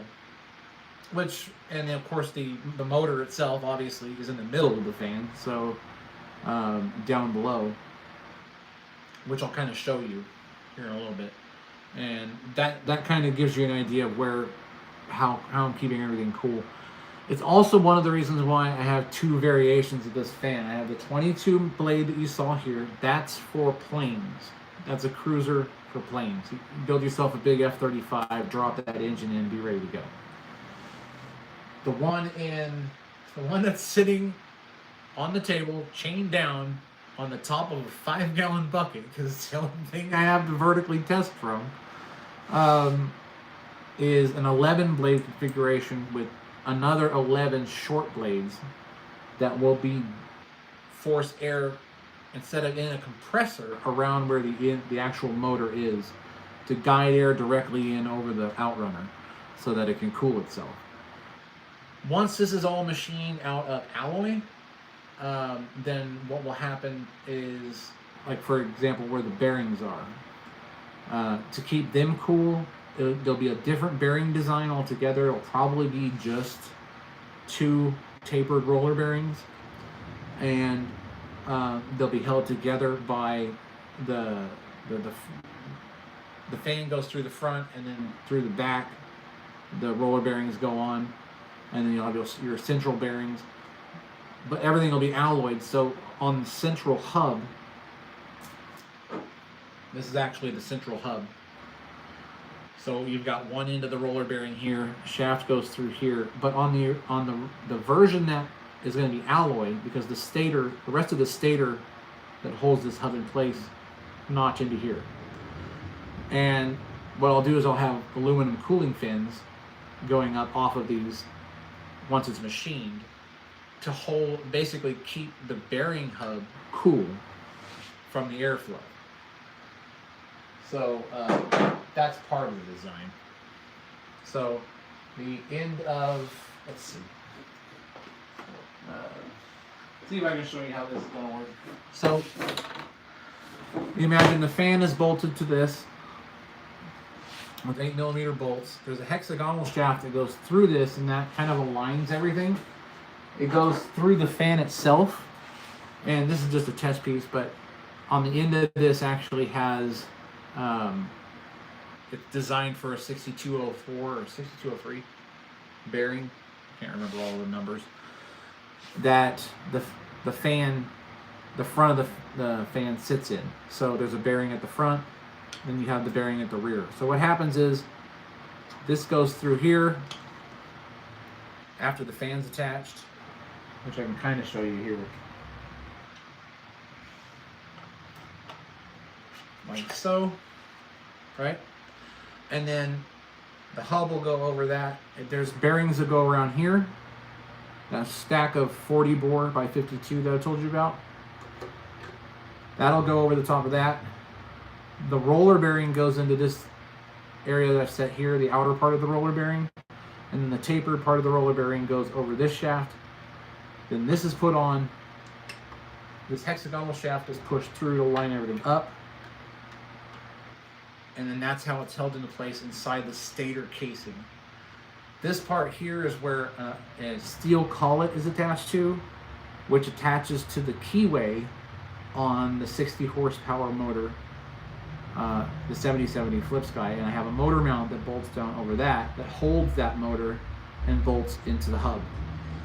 And that makes it to where that roller bearing, as it pushes up, instead of getting pushed out of the hub, it's fighting against the roller bearing. Now the bearings inside the motor could withstand the force, but I don't want the upwards of 200 or so pounds of force at half throttle to put stress on the bearings on the motor. So I want it to be able to just spin and not have to worry about any vertical movement from the fan being pulled forward. So the roller bearing is what mitigates that. It puts the force on the hub and the shaft, giggity, rather than the bearings in the motor on the mount.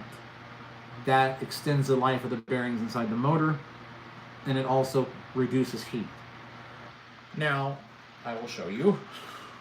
Let me set this down. Now I'll show you the, before we end this, this is 4. We'll go for a little bit longer, but I'll show this to you anyway.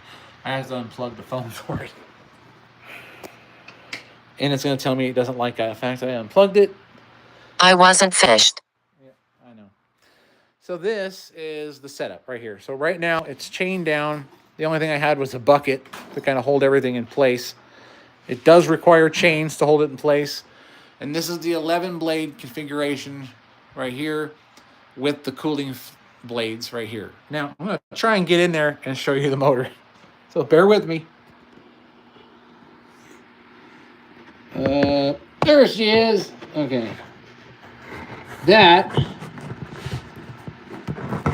is the 7070 Flip Sky. You can see the motor mount and the way it's designed. Hold on, I'm trying to get a good picture here. I hope you can all see that. Okay, so you can kind of see what I'm talking about. I had roller bearings in the mount itself, but those weren't efficient because they were coming off of shafts that were perpendicular to the actual main shaft. So it just snapped one of them off. But hopefully you can see that. And and this has a bearing in it here. So when it's at a 90, the weight of the fan doesn't push against any side of the casing, which shouldn't be a problem anyway if there's a tight fit inside the hub. So that's a trip to watch. Love it. Right now we're running a 48 volt. That'll be replaced with the 18S. And these are the 2 packs I'm running for the 48. I'm going to add one more to get my 18S. That's going to give me 10,000 at 18S. And that'll push that there. And that'll give us our max voltage. So that's with the LiPo setup. The hydrogen fuel cell setup that I'm working on can get me about 70 volts, which is fine. It's only 5 volts less, but that'll give me some overhead to more, so I don't completely max the motor out and end up damaging it. But yeah, this thing right now at 48 will do roughly 5,800 RPMs. At 70 to 75 volts, 9,000 RPMs. And it's 340 millimeters. Now the ductwork on this goes out to about here. Hey, Deadpool. And then comes down to about, I want to say here, because its landing feet are actually the bottom of the cowling, and it actually has a cutout in that.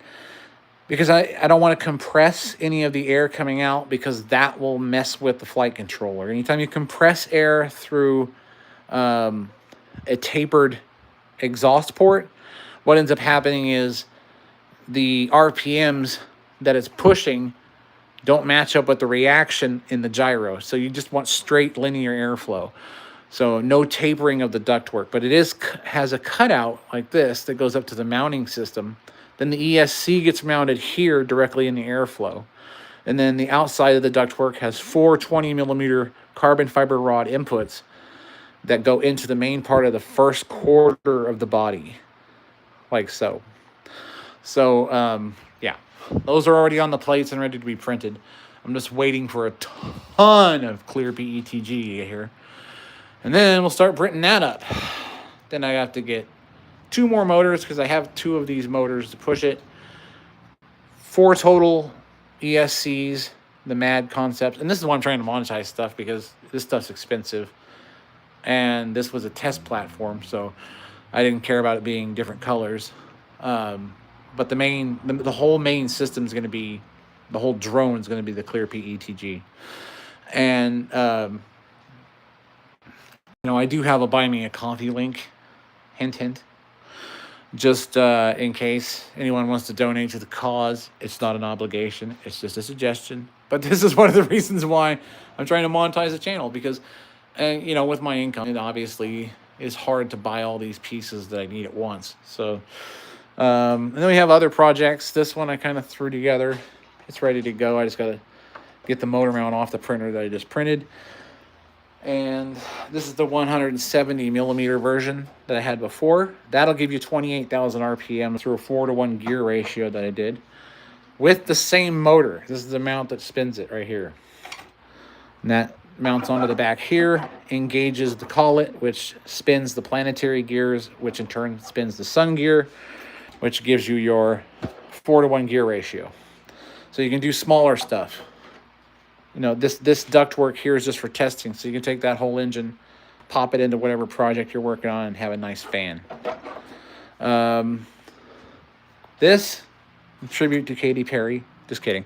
Well, this one was fun to build, and it flew pretty good actually. But I plan on using that motor right there on this right here.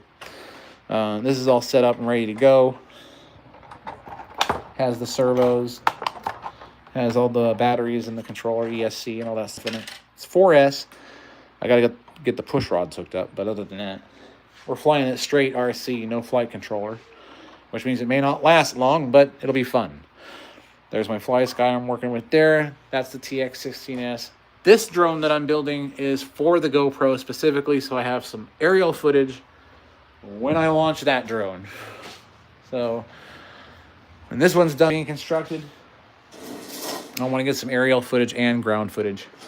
I also have this 90mm EDF that I put together that I'm still kind of working on. This one I designed in Fusion 360. It's designed as a water lander. That's why it has upward ducts and forward ducts. Plus it has under ducting to tread water. Plus it has these buoyancy cells here. And then everything else is TPU, AMS TPU. So it's very rigid, but it's also waterproof. And then the wings are glowing, of course. And glow in the dark PLA. I figured, why not? Huh, looks like the greenhouse is going. All right. So yeah, that's where we're at. And this was actually the first iteration of the fans. This is a front drive system right here, which runs also off of a 4:1 gear ratio. Yeah, this one's going to be fun. I like this one.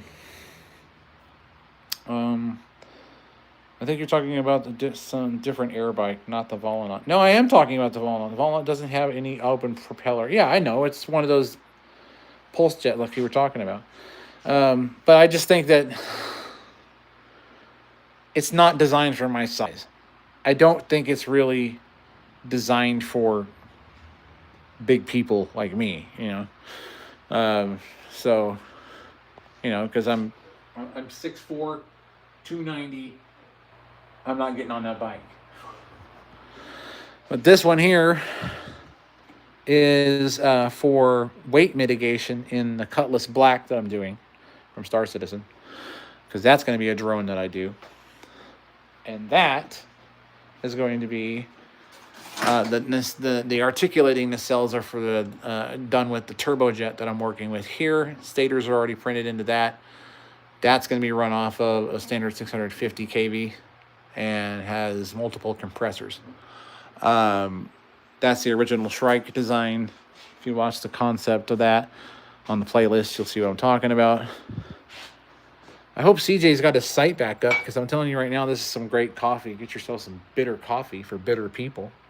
From Breakfast in Bread, if he's got the site up. The link is in my bio. Hopefully everything's going good with CJ. He makes some good coffee. So other than that, this is what we're doing. This is what we're doing.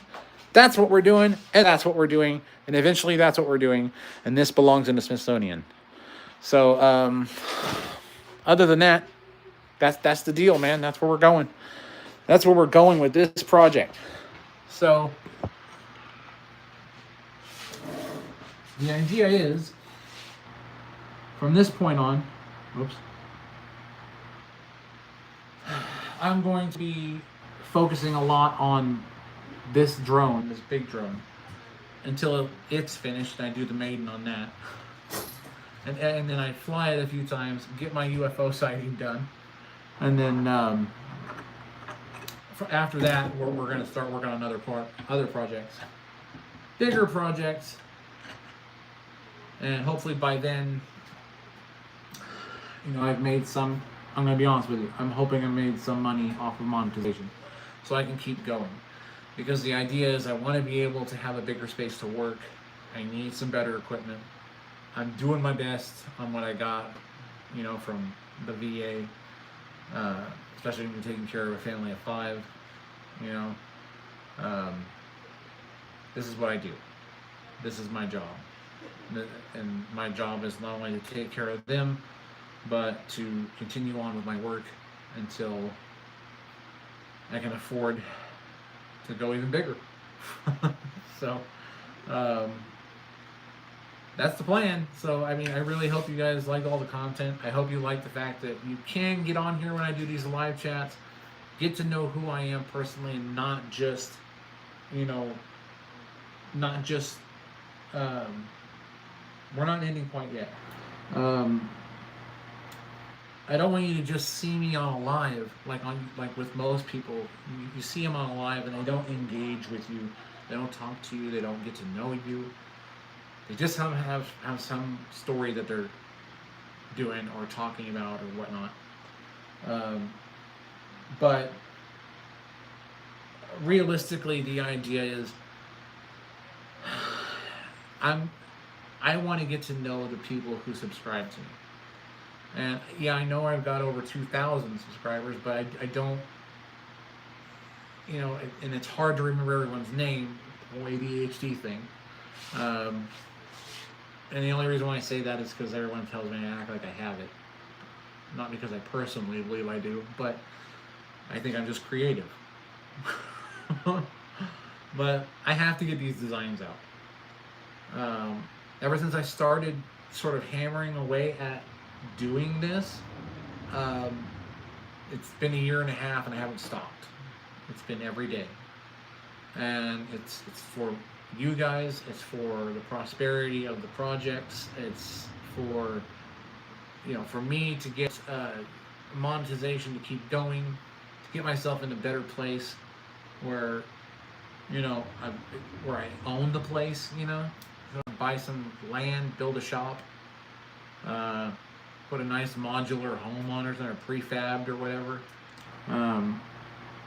Have some room for my daughters to grow some, you know, vegetables, raise some animals, that kind of thing.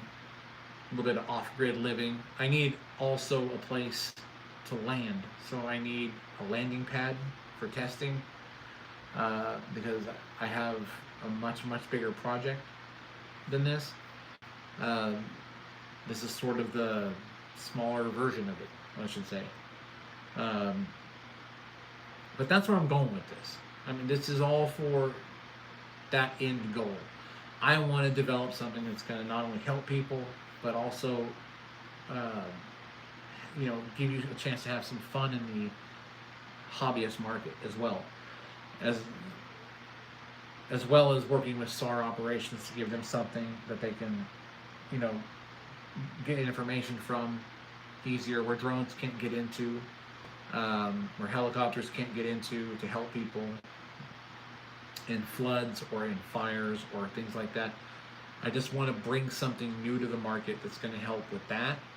I also want to bring something to the hobbyist market. I'm also a big kid at heart. This is what I love doing. And I want to know all of you guys. No, I don't have my 107. Something I'm working on. I'm basically, I'm under the weight requirements at this point for the 107. I'm going to LLC first, and then I'll go for that. And then, you know, we'll have all our bases covered. But I want to get to know the people who are they like what I'm doing. They ask questions. They get involved. And James, I'm sorry I missed that. Thank you for subbing to me. Again, I'm on a delay with the chat, and I have to look at the camera. So sometimes I don't see what you guys are saying, but I will get to it, that's for sure.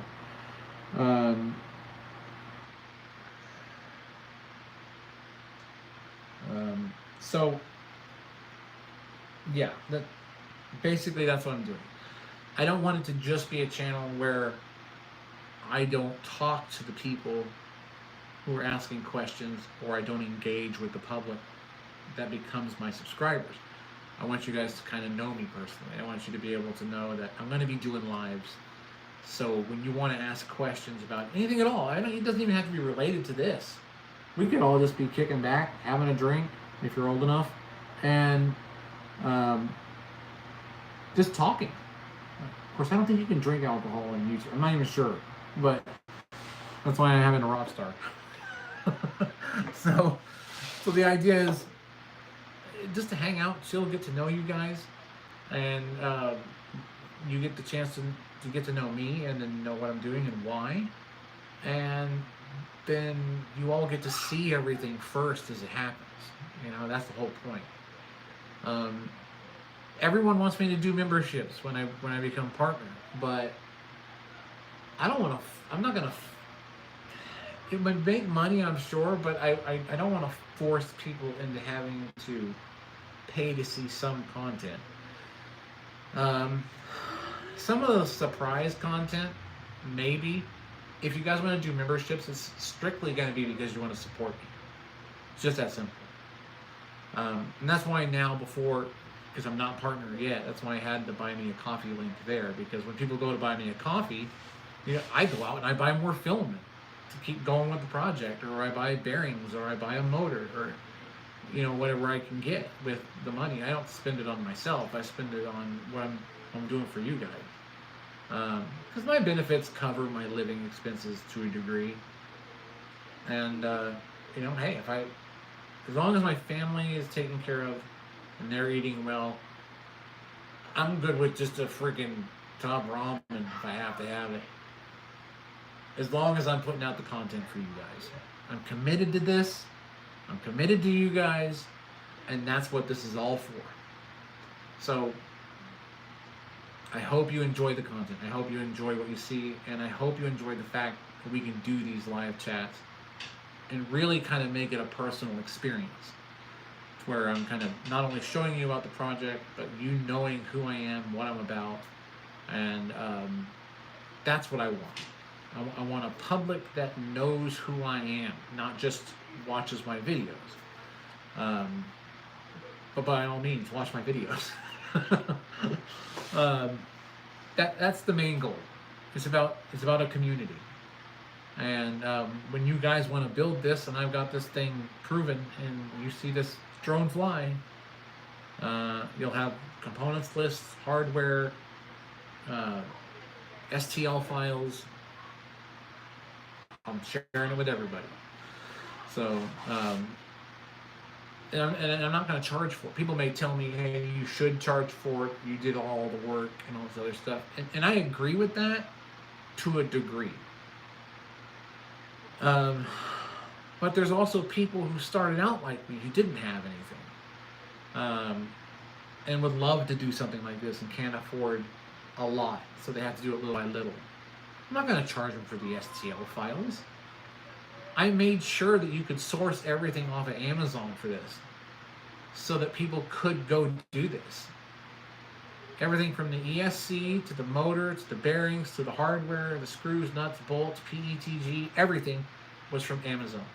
The only thing that I had to purchase, that my brother helped me do by getting a personal loan because we couldn't afford it outright, was getting the Bamboo Lab X1 Carbon, because I needed rapid iteration. I needed faster print times. I needed higher quality stuff, more filament options.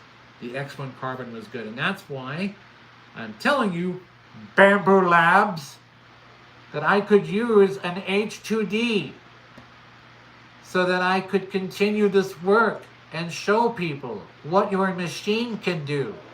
Your new machine. Send one. I hope that was clear enough.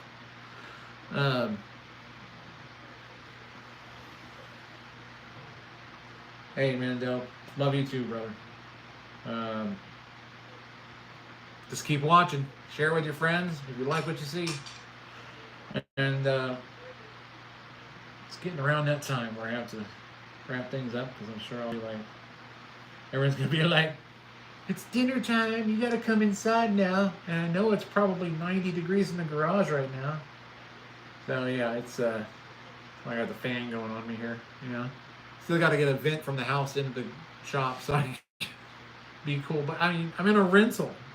So I'm doing my best, you know. It's a house, but it's a rental. And eventually I want to be able to have the freedom of having the land and the shop that I want to put together, and And so I have more room to do this, to do bigger stuff, better stuff, cooler stuff. Not just for the hobbyist market, but for eventually when you guys want to fly to the grocery store and pick up some milk or something. You don't want to have to worry about traffic.